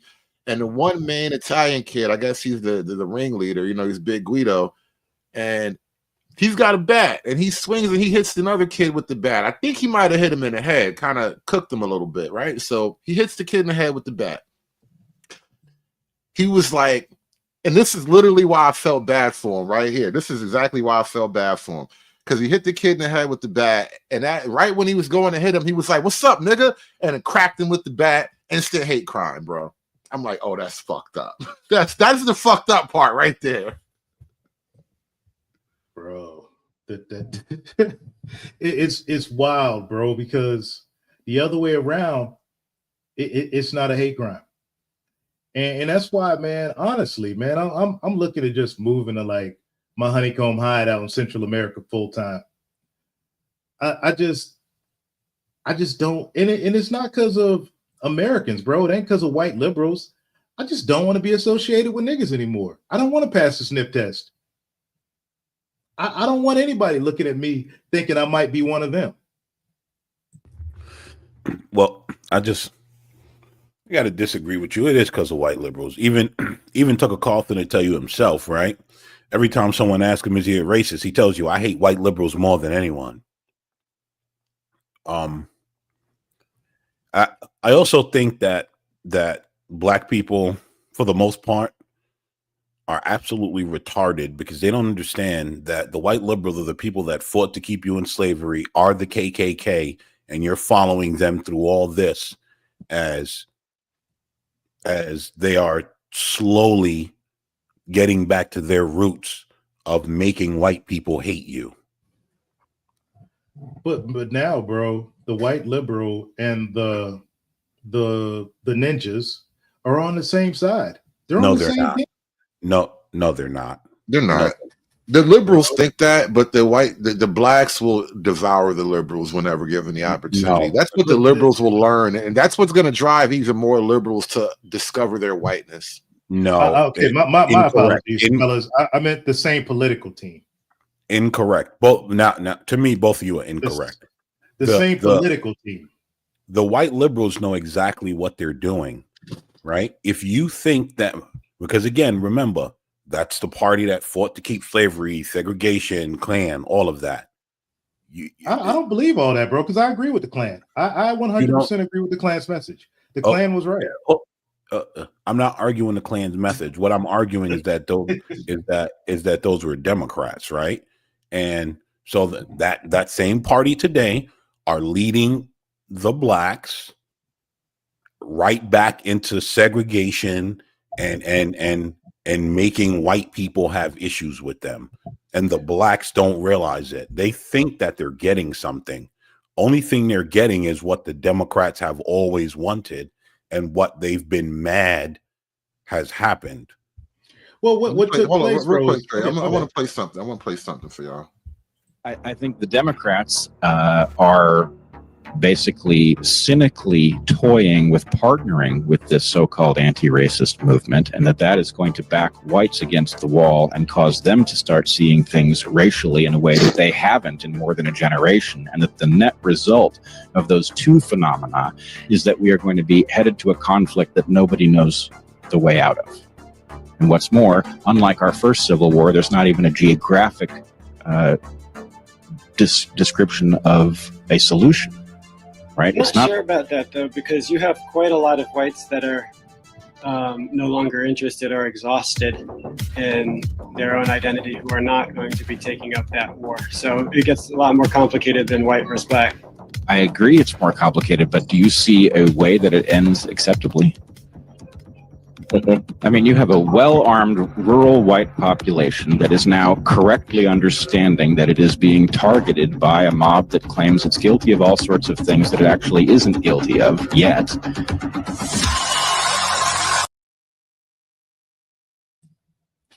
Now, here's the thing about them correctly understanding the threat.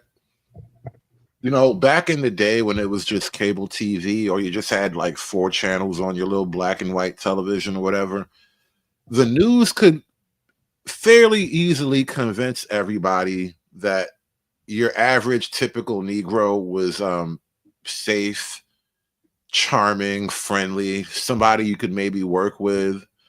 And the problem that we're entering right now, the era that we're entering right now, is that this live stream, 24-hour, everything is on film, Instagram, TikTok kind of world is the worst. Excesses of Negro behavior are on display for everyone to see. And it's not just the random acts of violence and the stupid things that Negroes do at times. The actual calls to get back at Whitey are available to see now. It's not like it's hidden on the college campus and you had to come to that one lecture that one night to hear the professor talk about his genocidal passions. No, it's on Instagram, it's on Twitter. There are whole Twitter pages dedicated to recording this kind of thing.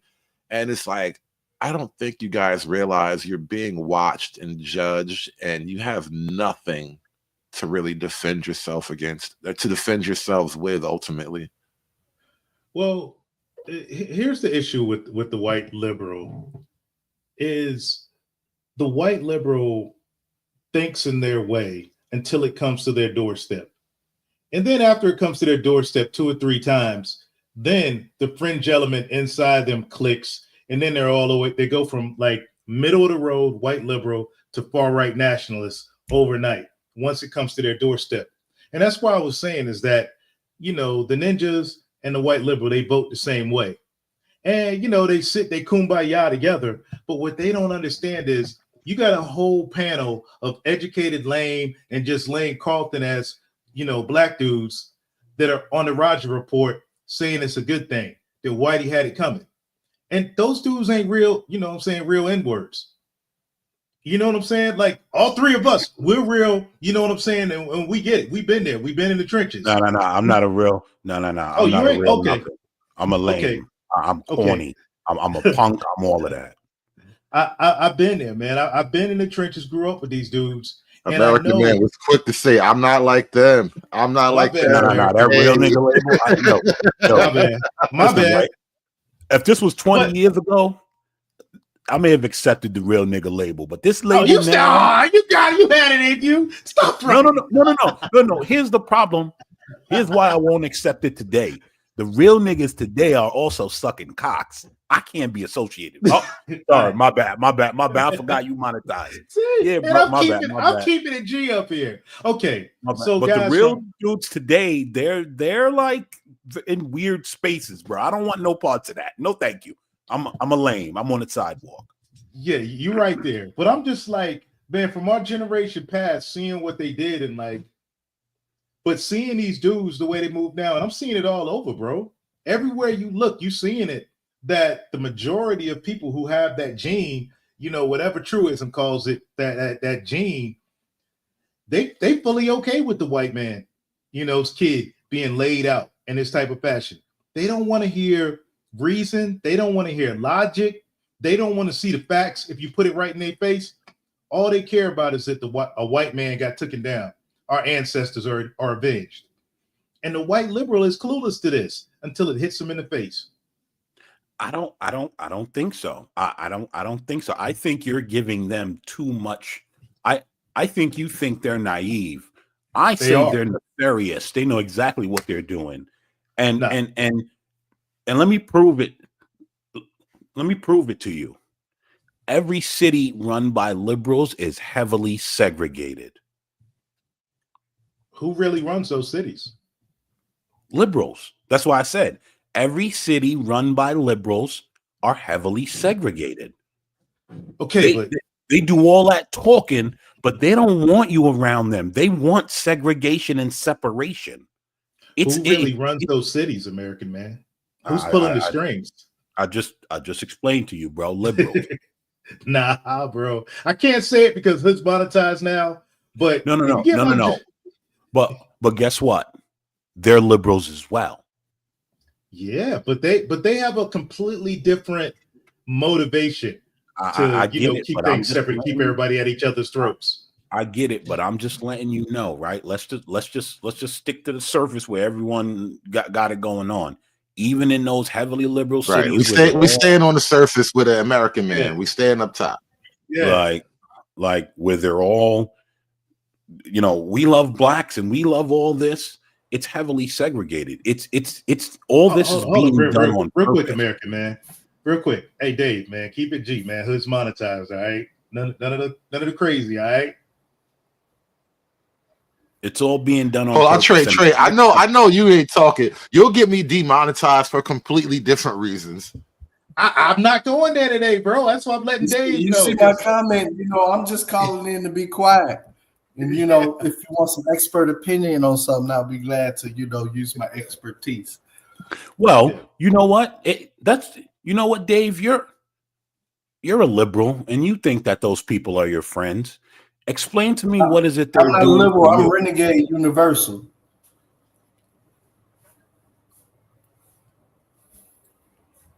The American man, it's like, bro, most of me and Mrs. MED's friends think this way. Like the entertainment, nightclub era, everything that I worked in, I'd say maybe about 15% of the people I've dealt with in the last 13 years since I got the Army are conservative. And the most are white liberals, bro. And when I travel, I go places, I listen to them. They think, oh, poor black man. Oh, he don't know no better.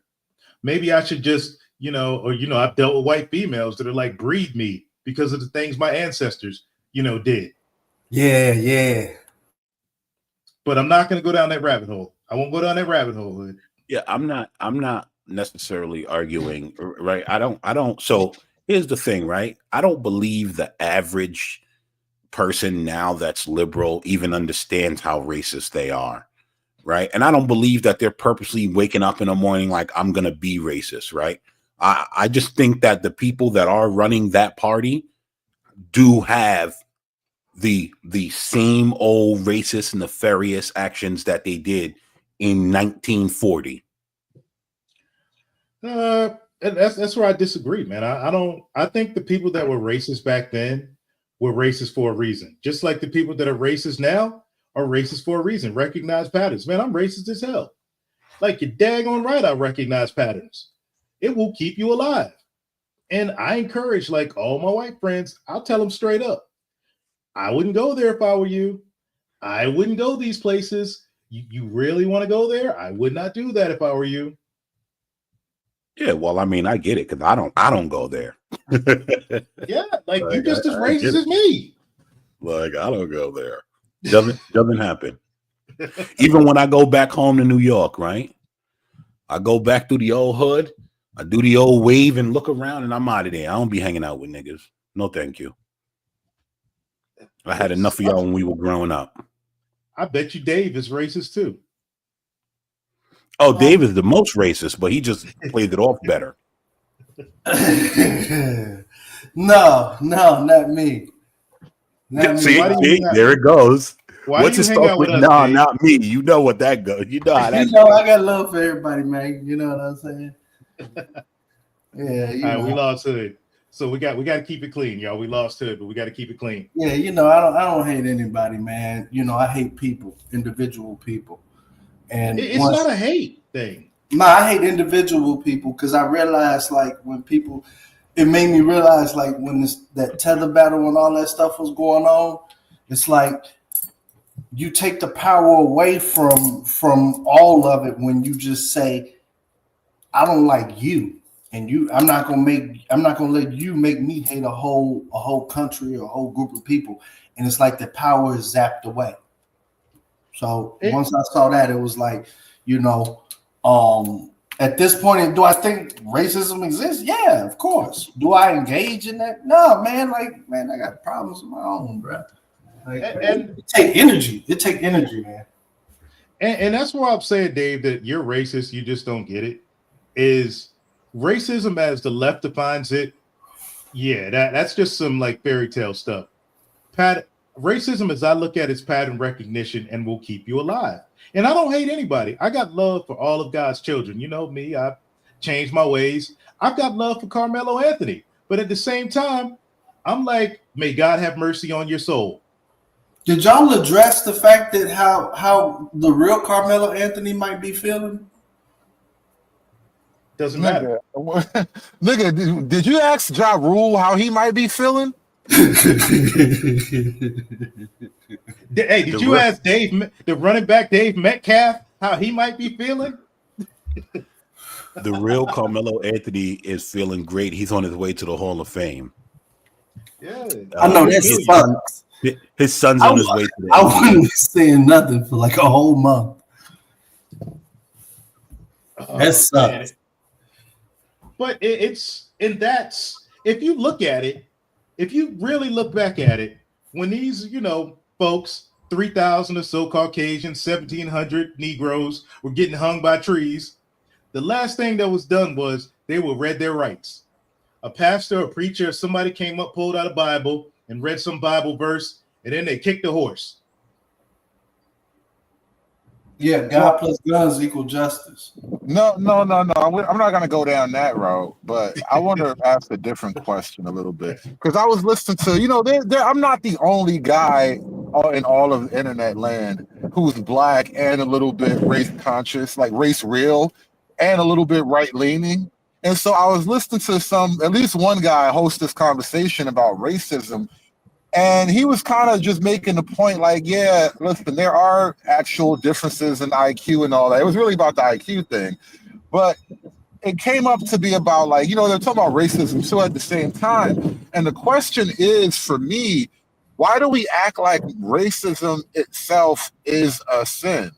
Nowhere in the Bible are you commanded to love not to love. You're commanded to love, but you're not commanded to ignore the differences in groups of people. Like, and honestly, if you really look at the Bible, you're commanded to be a little bit racist at times in the Bible. Because when the tribe was in the desert, right, and they were taking over the Holy Land, God was like, not only do you have to get rid of all those people, you can't even mix with those people. Don't touch their women.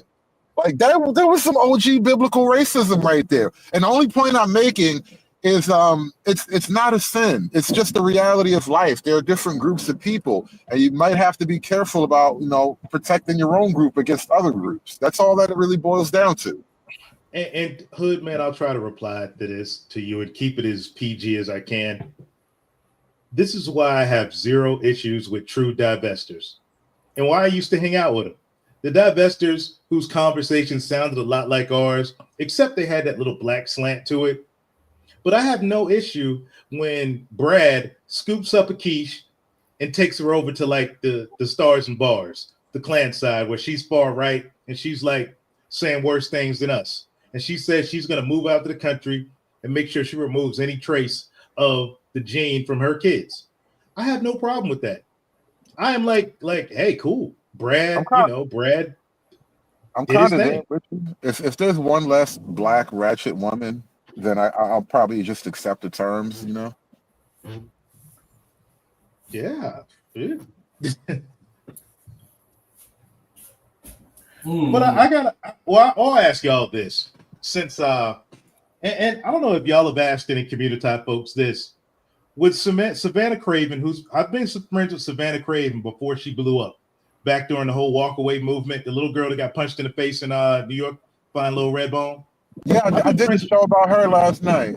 Yeah, I was ghost watching, but I've been friends with her for 6 years before she went like viral. Would she have been right to pull out a knife and stab that freaking fat chick?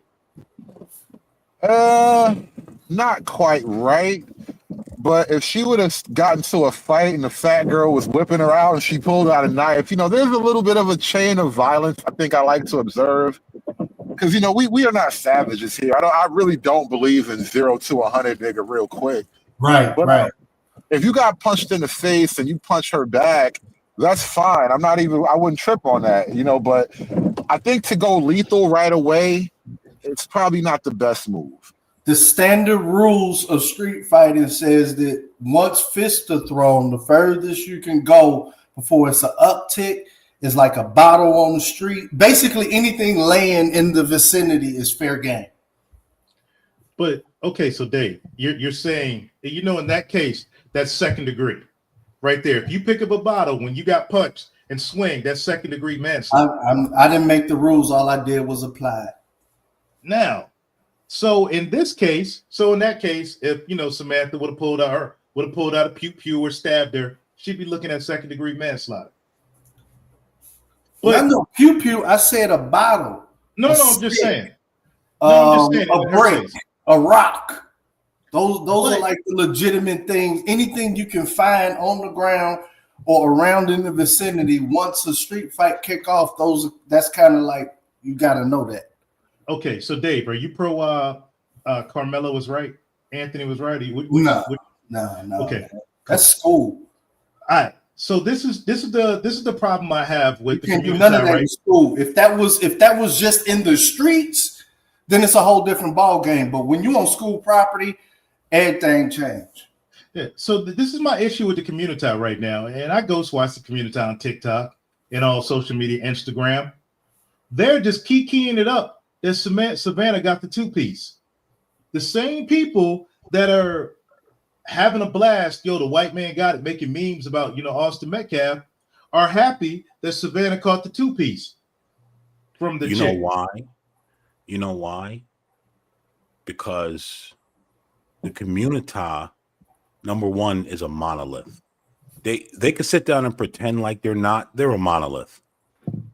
And most of them, in all honesty, don't like you cannot be have a different thought from the community. And so because she had a different thought from the community, they view her as the enemy. My whole thing is kind of like this, and this is where I think that actions have to change. The days of being able to talk about somebody and expect a measured reaction or the reaction that you expect, those days is over. Like for me, I've been living in mind my business for like 20 years because I'm in Chicago. You start giving out opinions and talking in it, you liable to get whatever the hell happened to you. But I guess that didn't translate into the rest of the nation. But days of being able to people and and them not, talk back and be like, yo, watch what you saying, or it could be up and all that. Those days are over. So you can call people snowflake, all that. It ain't gonna change. Like it's a new breed. That's why I kind of be saying, like, I'm out Renegade Universal because, I know that you just can't be walking around and expressing your opinions on other people. You know what I'm saying? Because it just ain't them times no more, bro. That whole dialogue and debate, it just, that ain't, we could do that here online, but in real life, the people be like, yo, you know what? Man, I don't want to hear from you. You know what I'm saying? If you keep talking to a minute, you liable to get whatever happened after that. That's just what it is out here in this world. You call it whatever you want, but it is what it is. Well, here's the problem with that, Dave, is that these same people, though, feel like they can express their opinions on you. I honestly, I don't have nobody. Only people that express their opinions on me is maybe my family. That's about it. And me. When I go outside, don't nobody be trying to tell me nothing. They don't try to explain nothing to me. Well, go ahead. I'll say this, American. Okay, my bad, American man. No. Go ahead. I'm gonna just tell y'all a story after this real quick, and then I got to get out of here because I ain't trying to get beat up by my 10-year-old. Yeah, I'm with you. I got to get back to work myself here on the computer.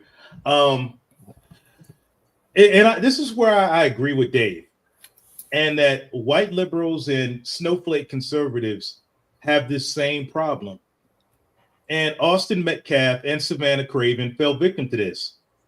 When you're dealing with a member of the community, and I get this from growing up around them, when it starts getting tense, you create space. Yeah. When you see them get emotional, you back up, you create space. If you don't have the burner on you, you know what? Let me just break contact. Yeah. Yes, that's why, that's why you saw, I said in the chat, I said, once Austin saw him fiddling the bag, you ain't creating no space. Once I see you reaching your hand in the bag, I'm backing up to see where we at. Yeah, but when you grow up in that world where fisticuffs, where we throw hands and stuff like that, we settle it like men. But when you're not dealing with a man, when you're dealing with a maggle, when you're dealing with a strag or somebody with low emotional response, bad things happen. That's why I say, American man, I know you got it in you. I know you got that little, you still got the code up inside you. Yeah, but that's not conducive to me moving forward as a man in society, and so I tend to just stay away from it altogether.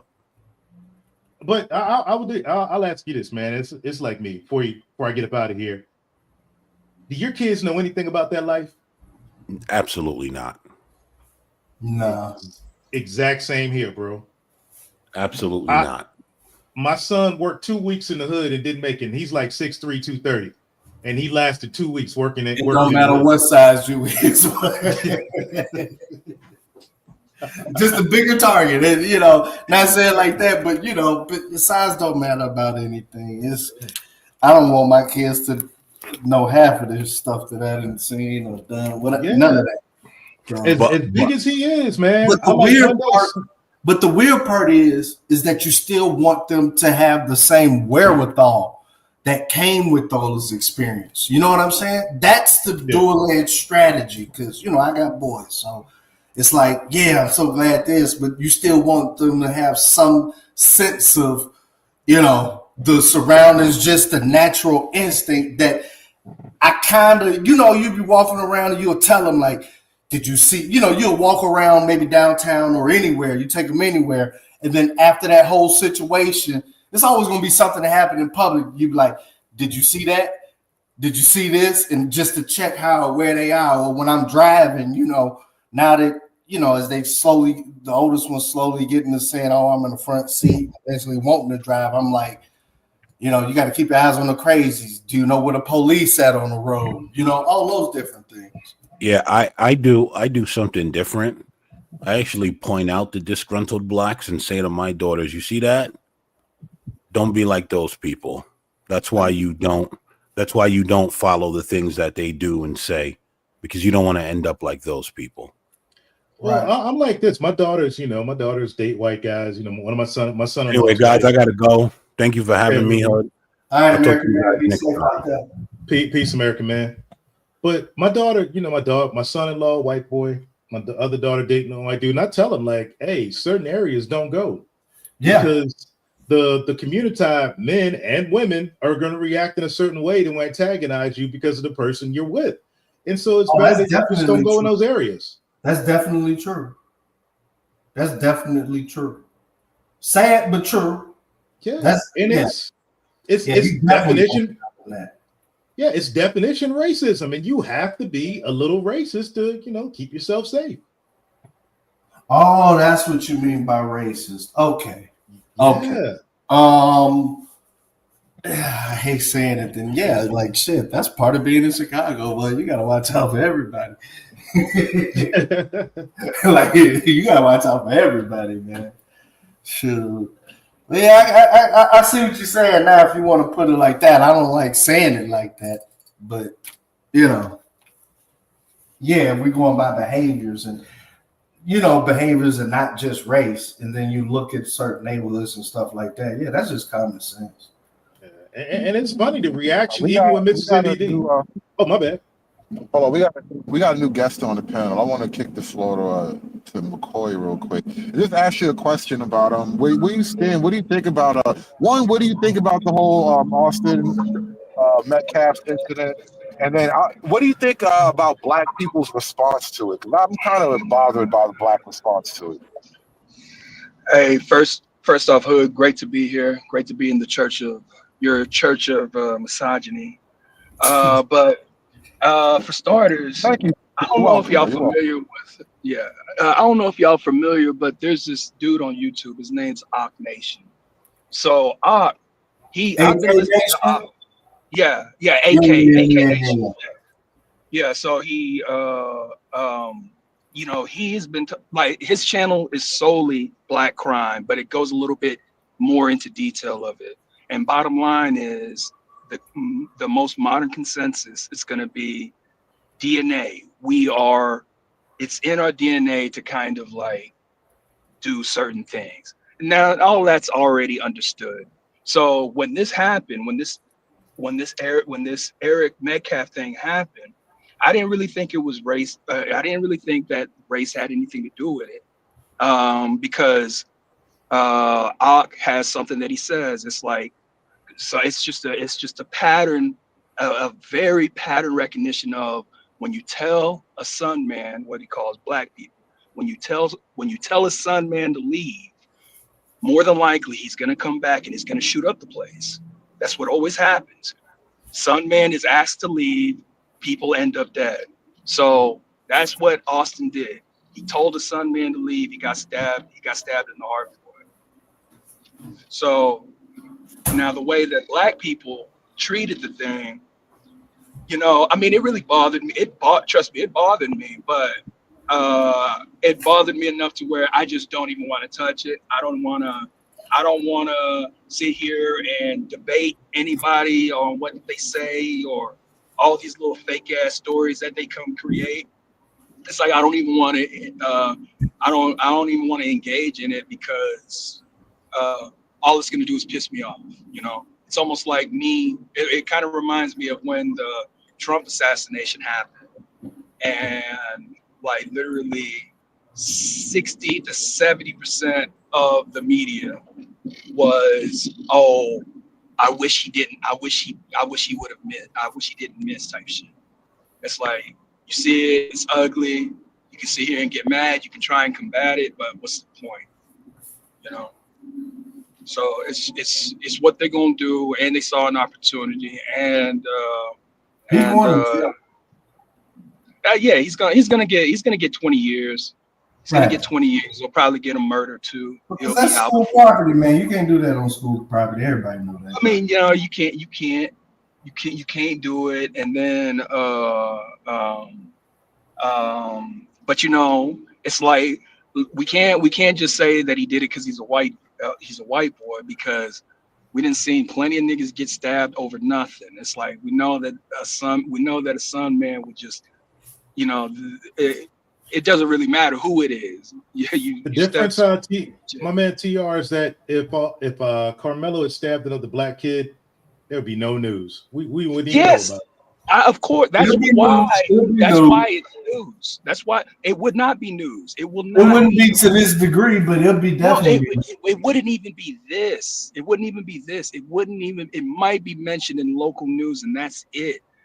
It'll be national because it's at school. Man, I mean, maybe, okay. Well, maybe ESPN would talk about it. That's the problem. Well, hold up, Dave. We're down here in Texas, man, in Houston. The Black principal, he just had to the Black dude. He just had to resign because the little Black girl got stabbed and killed in his school. Like, most people don't know about that, man, unless you're here in Texas. I don't know about it. Texas falling off, man. I'm glad. I'm not glad to hear this, but it's better than I mean, it's a wild west. Remember, it's liberal. Remember, it's ran by liberal cities. So Houston is like Chicago. Houston. Y'all keep saying liberal cities. What is a Republican city then? A Republican city is going to be a place where motherfuckers can't get away with shit because. No, just tell me name the city. Name the city. Salt Lake City, Utah. More of a county. Provo, Utah. Jackson Hole, Idaho. You know, places that, you know what? You think it's a Republican city? Any sundown town. Anything a ninja will call a sundown town. I'm about a real city, man, like where it's 1 million plus people. The only one you said was Salt Lake. Big cities tend to be liberal. I think maybe Phoenix, Arizona, maybe Yeah, because Phoenix. they don't fuck around. They don't fuck around when it comes to DUI. and She shit. said Miami. That's not a good example, bro. Miami, be wild. Miami is like split down the middle. Miami be wild, boy. Yeah. Any city Like, in they the catch water you, really guys, just they be wild. crucify you. Though. When they catch you in Miami, they will crucify you. Yeah, they will. They will. But it's the catch you part, man. I mean, I don't know. I just trust me, Hood. When you were talking about your disappointment, trust me, I get it. I mean, I'm disappointed. I'm really disappointed that the place that I work at. I work with probably about 90% blacks, and I'm kind of realizing that I'm like the only person that voted for Trump. And then I'm sitting here, so everybody comes in. Every day I come in, they're looking at me, ready to start talking about tariffs and shit like that.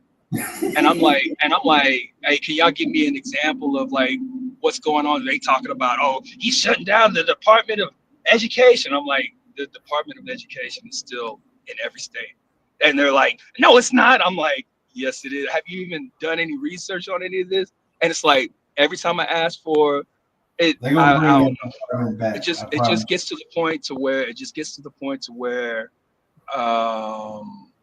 I'm like it's like I'm dealing with the white people dealt with in 2008 when Obama won. It's like you can't tell them shit. I can't tell them nothing. Well, I'll tell you this, man. And this is the problem. And I just a little anecdotal. I'm with a British liberal guy, my coach, as far as like day trading, and I'm watching him this morning. I didn't participate because I'm learning, even though I could have made crazy money, but I want to learn. So the Nasdaq went down about 1,800 points today. No, let me see. No, about 1,400 Today, points I thought today. everything was rallying today. It just lost again. Hold on. No, my we bad. up. Now we up today. No. Oh, that's what I thought. Okay. No. Hold on. I'm looking at it right here on the screen. Listen to me. The Nasdaq went up to 18,353 today, and currently the Nasdaq, it went all the way down to 16,971. Now, if you were part of that short, if you caught that ride going down, and just say if you had like playing like 2 contracts on the micro, you would have walked away with $2,000 today. Easy money. But you asked them to explain that and what it's got to do with tariffs. They don't have no clue. They'll just tell you the stock market is down. Okay, how does that affect you? What effect does that have on your life? And they have no clue. I told you yesterday, Trey, the numbers on the graph go down is bad. Numbers on the graph go up is good. That's all we know, Trey. Just trust the graph.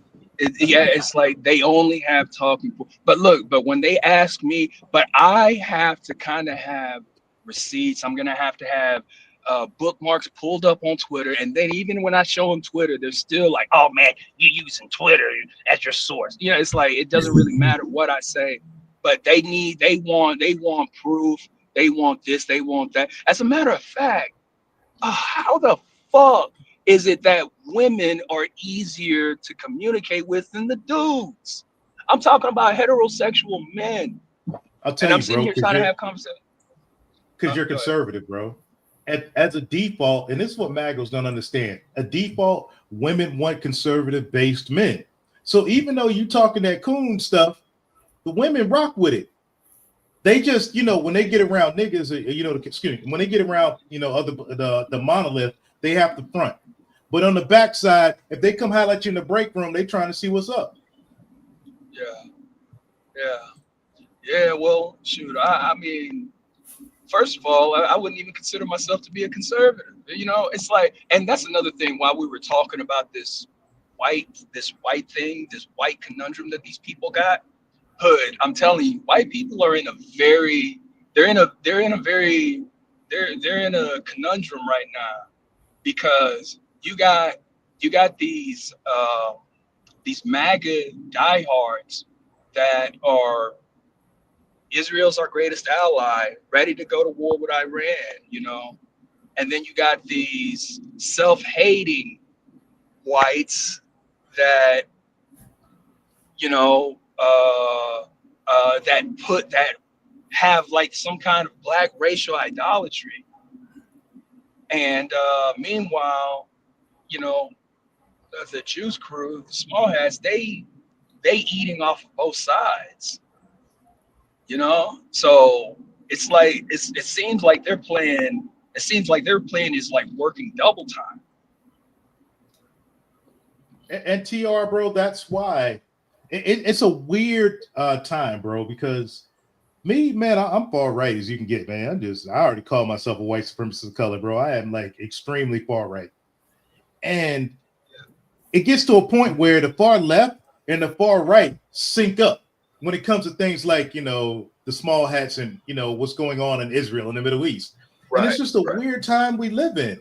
And I look at conservatives, you know, I look at them and I'm like, and I'll tell them, no, I'm not conservative. I'm not a Republican. I just I think I have conservative talking points and I have conservative values. But you guys that are conservative, you know, basically hardline conservatives, you're simps, you're cucks. Your wives are probably in Vegas smashing Daquan and them because they can't see their hand in front of their face, basically. That's the thing too. I noticed this with myself. Like there's an emptiness in just saying, well, I'm conservative. Like when you first said that a second ago, my initial thought was, I think I would call myself right wing. I mean, you know, I say fascist, but I think right wing is just it's an easier sell for most people, obviously. But conservative, I don't really understand what conservatives are about so much sometimes. Because, you know, the conservative movement is like full of, you know, gay couples who adopted children they bought from Paraguay. It's a weird place to be sometimes. Yeah, and they also believe in censorship. Like, man, it's like, I don't know. I don't like it. Dang, I was supposed to be nice. I was supposed to be nice this chat. Can I just put the elephant in the room out there? It's real hard to be conservative when they don't like black people most of the time. Oh, come on, man. I'm not, well, see, Dave, I'm not really trying to conserve what you think of as black. Black people as a physical existence aren't going away anytime soon. But what you're trying to preserve is Black America. I don't know if I want to preserve that. I want to preserve America. I want to preserve Western culture. I don't know if I want to preserve blackness in that way you're talking about. I'm talking about at a fundamental. No, listen. I'm talking about at a fundamental level. The existence. I don't care whether you call yourself black or anything like that, but the existence is anti what they stand for. Your existence is. I think can I say? Hold on, let me say this one thing and I'll let you guys have Adam. Your existence, Dave, as I understand you using the word, it is your responsibility. Your existence has little bearing on the ideology of conservatism or being right wing. Your existence is literally in your hands, bro. I know that, but I'm saying that the stance of a lot of what you said. I'm just trying to say this. What I see from the outside looking in, because I don't believe in either one of these parties. You know how I do it. You know what I'm saying? I think that, you know, people should be buying the bonds because bonds control all politicians. But see, you're falling into that trap, bro, of ideology versus politics. Yeah, but from what I see, hey, believe it or not, that's DNA. That that is our DNA. And I'm not gonna say that I'm not included in that either. You know, there might be some little animal instinct that I might resort back to. I like to say that I'm so far removed from it, but that race over everything, that might be some primitive DNA. I didn't say that. I said if you want to control, whether left, right, I don't care. All politicians work for a bondholder. So with me, when it comes to politics, and I listen to a topic, I'll be like, oh, okay. But I know ultimately the solution is, you know, you're going to have to put your money where your mouth is, and whoever want to collab on creating a bond fund for certain issues, you know, those type of things, because that's literally every politician is beholden to a bond one way or another.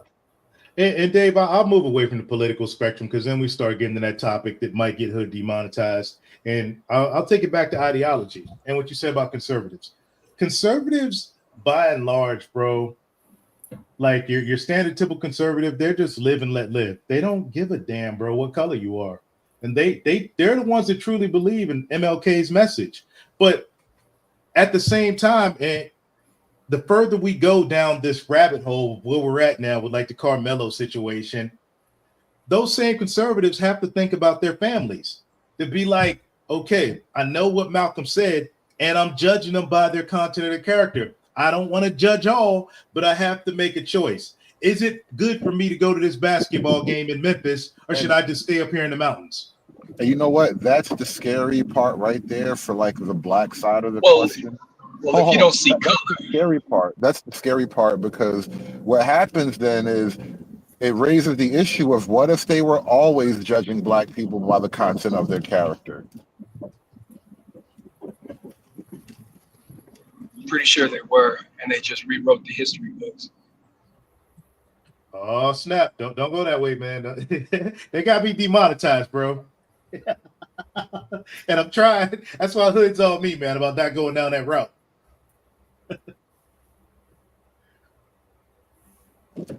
Dirty folks, what's good, bro?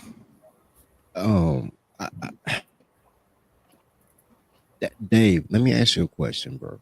What's up? When is the last time a white boy beat you up? Never. Okay. When is the last time a white police officer put cocaine in your pocket and told you it was yours? Never. Not never. Okay. At what point then does the crayon mess with your ideology of being able to exist? Here's the problem, right? White supremacy is something that black women did, but you can't blame your mama, right? 90% of the things y'all blame white supremacy on is really black women, right? Black on black crime. Crime comes from where you let black women rule shit. No, I'm just saying, but like, let me say it one more time. Trying to stop your identity of being black. I'm not the one. I'm literally just regurgitating what the conservatives are saying. The conservatives don't say that. The conservatives don't say that. The conservatives say, "Oh my god, they don't." Nigga, I've been hanging out with the black Republicans for 20 years, bro. It ain't number white people in that room and me and 3 other black guys. And the other 2 black guys got white wives and I ain't married. Nigga, ain't nobody fucking with us. Right, that's what I'm saying. Exactly. Matter of fact, stick with that. Ain't nobody fucking with y'all. No, that's exactly what I'm saying. Y'all your own separate thing that's claiming something where the majority of what you claiming don't give a flying fuck about you. That's exactly. I would like to keep the profanity to a minimum. Oh my bad, bro. Black color, because you know when you play with the crayons, that's for children, right? So that makes you a male toddler, bro. Pro-black is male toddler, but don't worry about that part. Colors are so dumb. They are so uninformed that Congressman Willie Preston pops out with a family, a beautiful family. You know who you don't see in his family though? His wife. You know who he pull up with? Nah, I just lied. Willie wife is black. Willie pop up with his non-FBA black wife who don't look black and pop up linked out with I can't think of his name right now, from the Young Republicans, and they slid him down on a Democratic they put him as a Democrat on the ballot, but his entire thing was done by the black Republicans, bro. Like every piece of it. Only thing we don't see out of Alf was because he support women because he got no daughters and a wife. And I'm like, you're gonna mess up your district, but don't worry about that part. Like all you gotta do. Donald Trump said this in '88. Man, I'm a Democrat, but if I ran for president, I say I'm Republican because they stupid. Black people stupid for the D. Pause. Well, Dirty, you got a point there, man. What I was bringing up about conservatives is it's just like Byron Donalds down in Florida. Him and the governor. What's his name? The governor everybody loves, the white boy. Him and Byron Donalds, when it came down to it, they chose the women over manhood. Like the women come before conservatism, and that is the downfall of conservatives. I was just saying how Well, no, Dave, you're coming from the point that conservatism as an ideology somehow was like anti-black, and I'm just no. That is white supremacy. No, I'm saying as a gang, y'all ain't got no pull within the gang. That's what I'm saying. Well, that's a whole other thing. That's not what you said a minute ago. You're trying to change the That's subject. exactly what I meant. I'm to the point where if y'all come in there and say, "Yo, this is what they're gonna say," man, this ain't got nothing to do with you. That's what I'm saying. They don't mess with y'all. That's exactly what I meant. I get what Dave's saying. But Dave, when you say that, you mean on a racial line because you want to bring your black. Yes. I mean on a racial line. Okay. He does, and just like that, he's going to be supporting transgenderism and all that other stuff. This is why you got to side eye all the black right wing people. You got to haze these niggas to make sure they're not secretly liberal. Yeah, bro, I've been watching Twitter.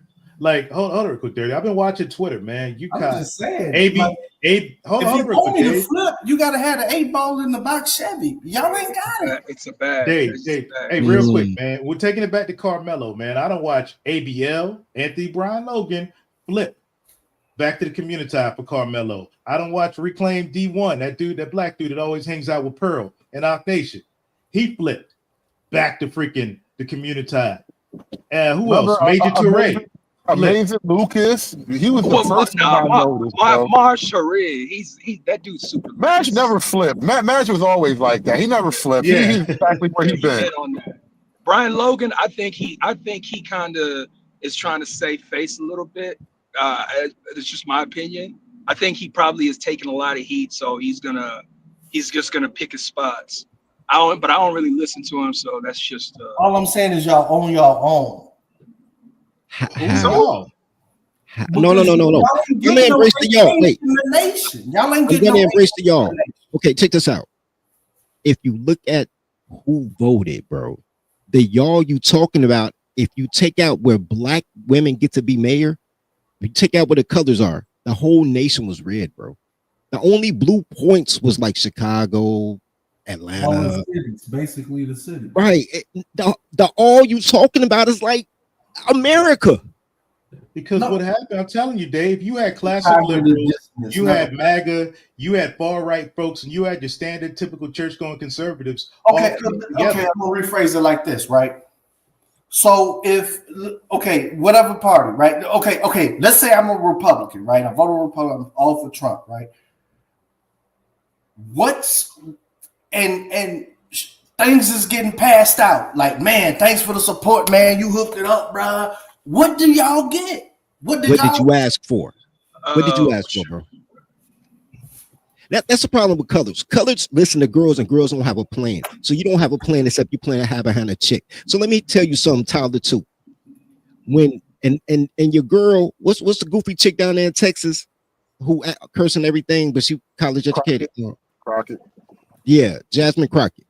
Jasmine Crockett got a whole thing like that. I'm trying to take down the Republican Party. 16 years, man. I ain't voted in like 16 years, though. Bro, Jasmine Crockett, your queen mother goddess, none of these people was told she gonna destroy everything. They got a backer too.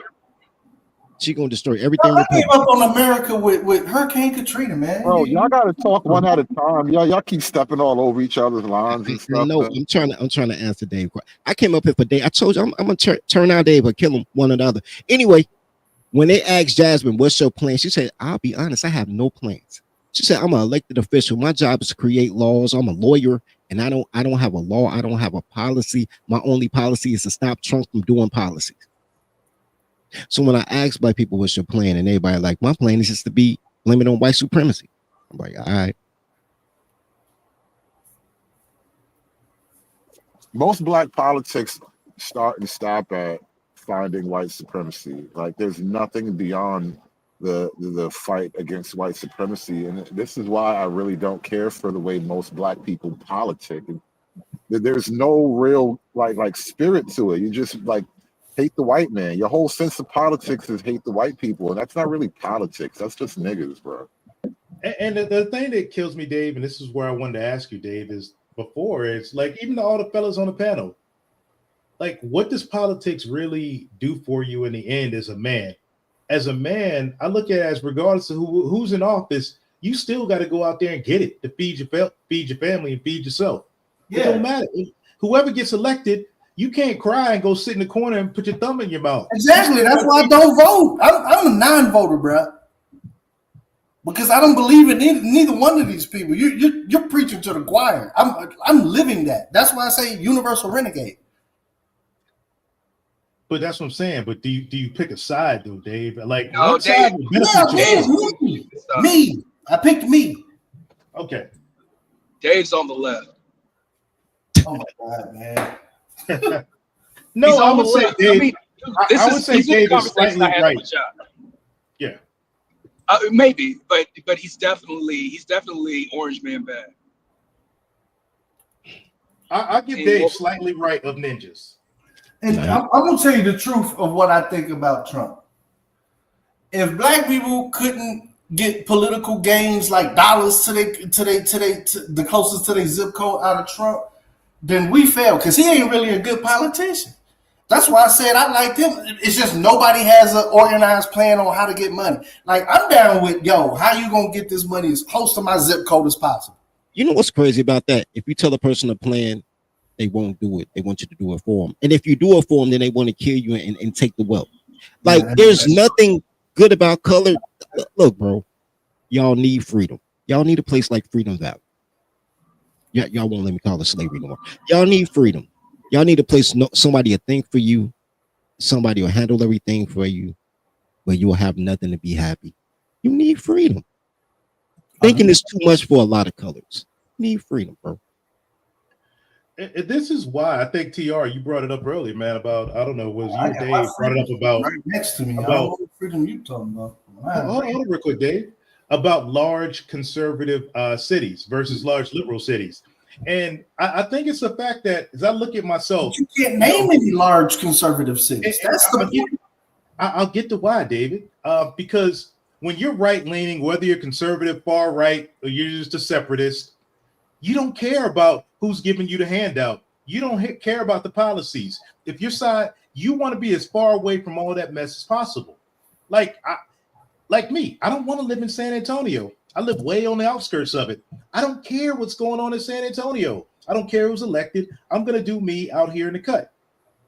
If need be, I'll just get a whole bunch of guns, plant a final protective fire, and bring it. But if San Antonio don't exist, wherever you're at ain't worth what it's worth. What does that matter? I'll go out there and freaking hunt and kill and provide for my family. I think we gotta, Dave. We gotta just move on from you right now because I don't really get the point of this any longer. I don't either. Well, that's fine. That's I fine. mean, that's what. Look, they're an opposition party. That's what they got to do. They got to oppose everything. So that's what they do.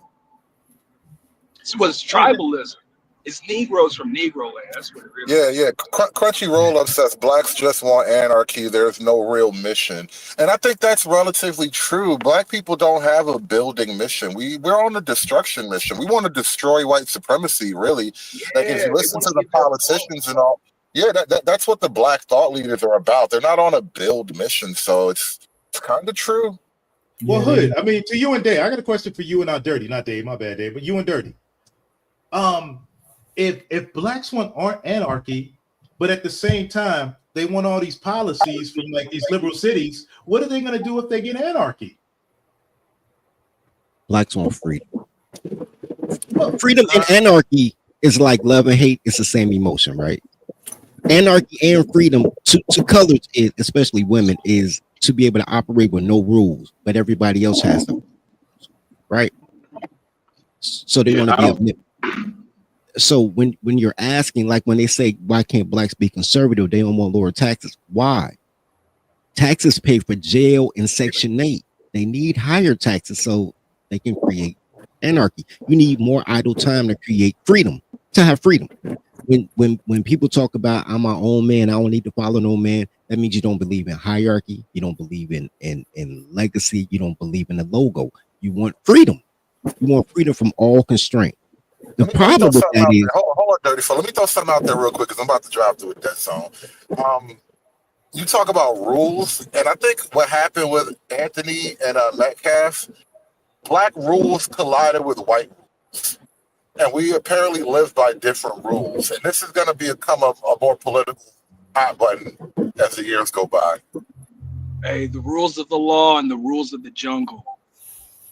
but it's not even the rules of the jungle. I would give you I wish it were. The rules of the jungle are natural law. This is the new normal. This ain't the rules of the jungle. Nah, The rules of the jungle is This no is the Lord of the Flies type shit. Well, Negro land, you brought it up, TRs. Negro land operates separate of the jungle. And as I brought up before, I don't know if you heard me, Dirty, that the Ghanaians are kind of like, there's a certain group of Ghanaians that are hot, that black Americans are coming over there in droves because they don't want white supremacy, figuratively instituted like ninjas did in Liberia. Yeah, Dirty.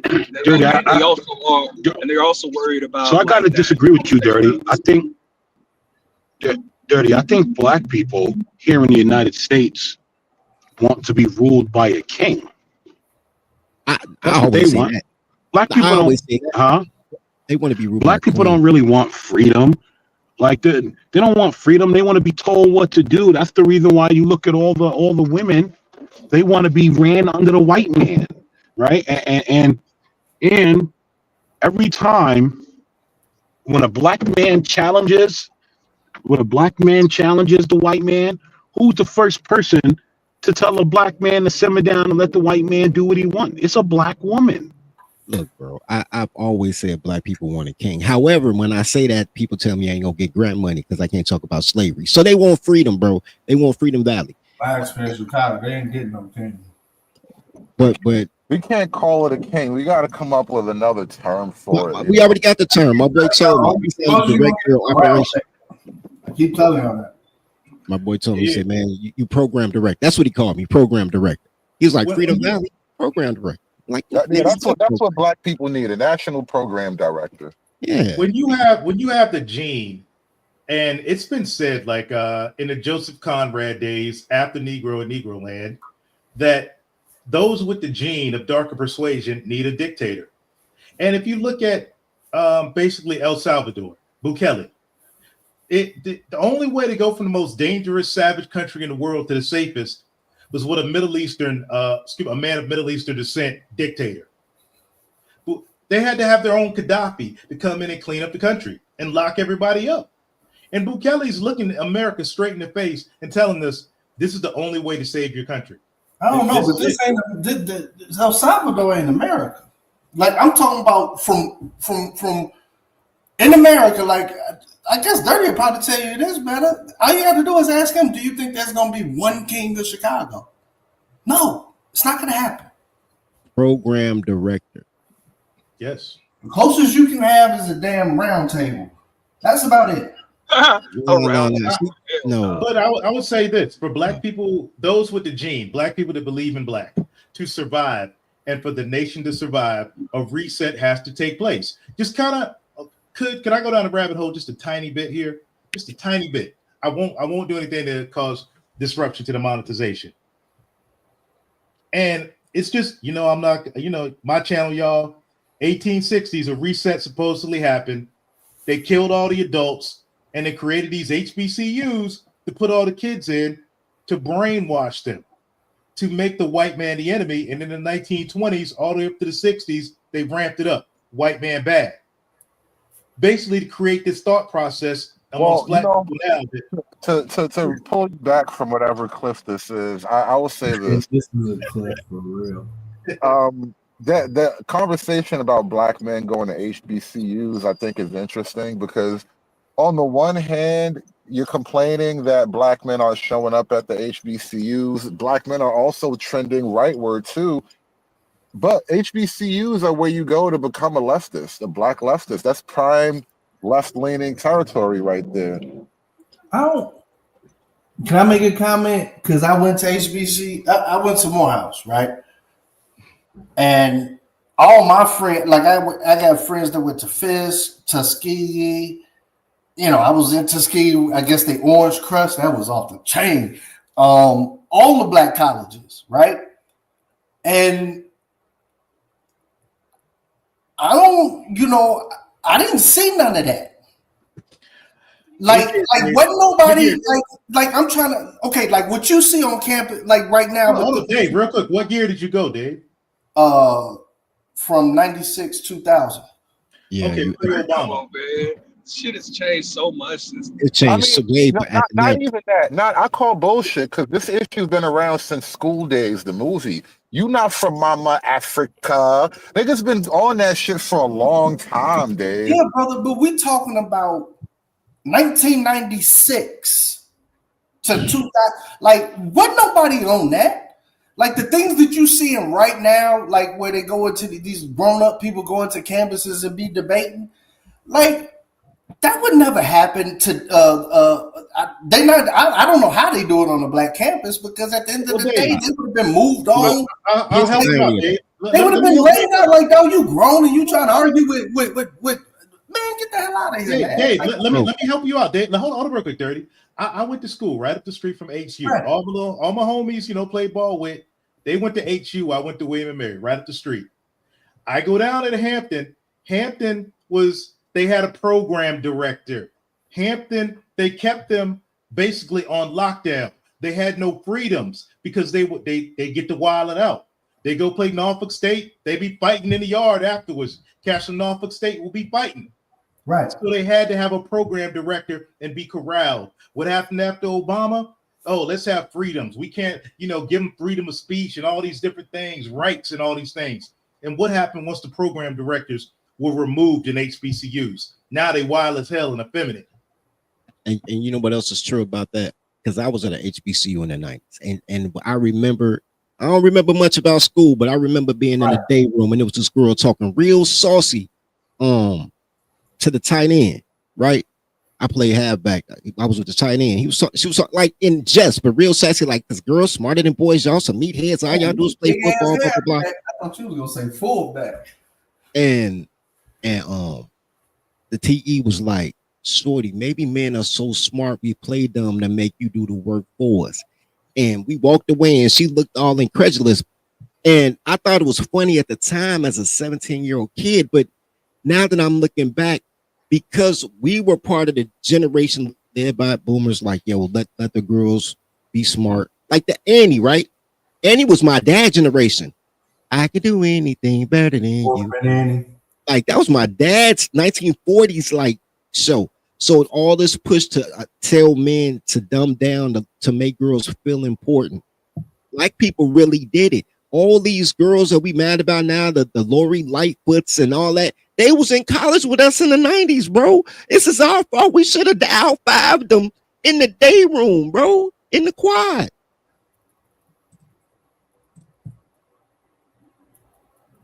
And like Lori, like black people. I don't know what black people did. I just know I didn't.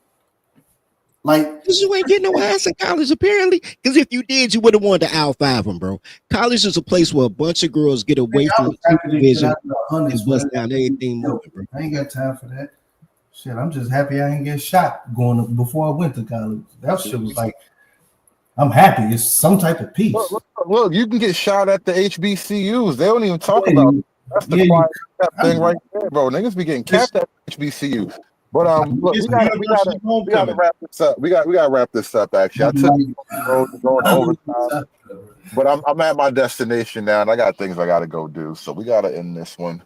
But, shout out to the panelists, man. Appreciate y'all guys coming up. But I will catch y'all. I might come back tomorrow, man. Ever since I got monetized, I suddenly want to do this like every single day now. So you know, congratulations, bro. Congratulations. Thank you. Congrats, man. Congrats. I've been grinding a whole couple of months, man. But all right, man, be safe. I'm gonna catch y'all later, man. Thanks, man. Peace. Shout out to everybody in the audience. Do me a big favor as you make your way out. Please subscribe to the channel. We got to grow this channel, man. I got to pump these numbers up. Got to tap into the algorithm. You know, we're gonna do things. We're gonna do things, but I need your help to do these things. So you got to press all the little buttons on the screen and do the little things and whatnot. But Appreciate you guys for supporting the show. We are out of here. Have a great day, man. I'll catch y'all later. Aspiring to be patriarchs like what white men have, that isn't freedom. That isn't going to help anybody. It's certainly not going to help black people. It's done. It's done. It's done. It's done. It's done. It's done.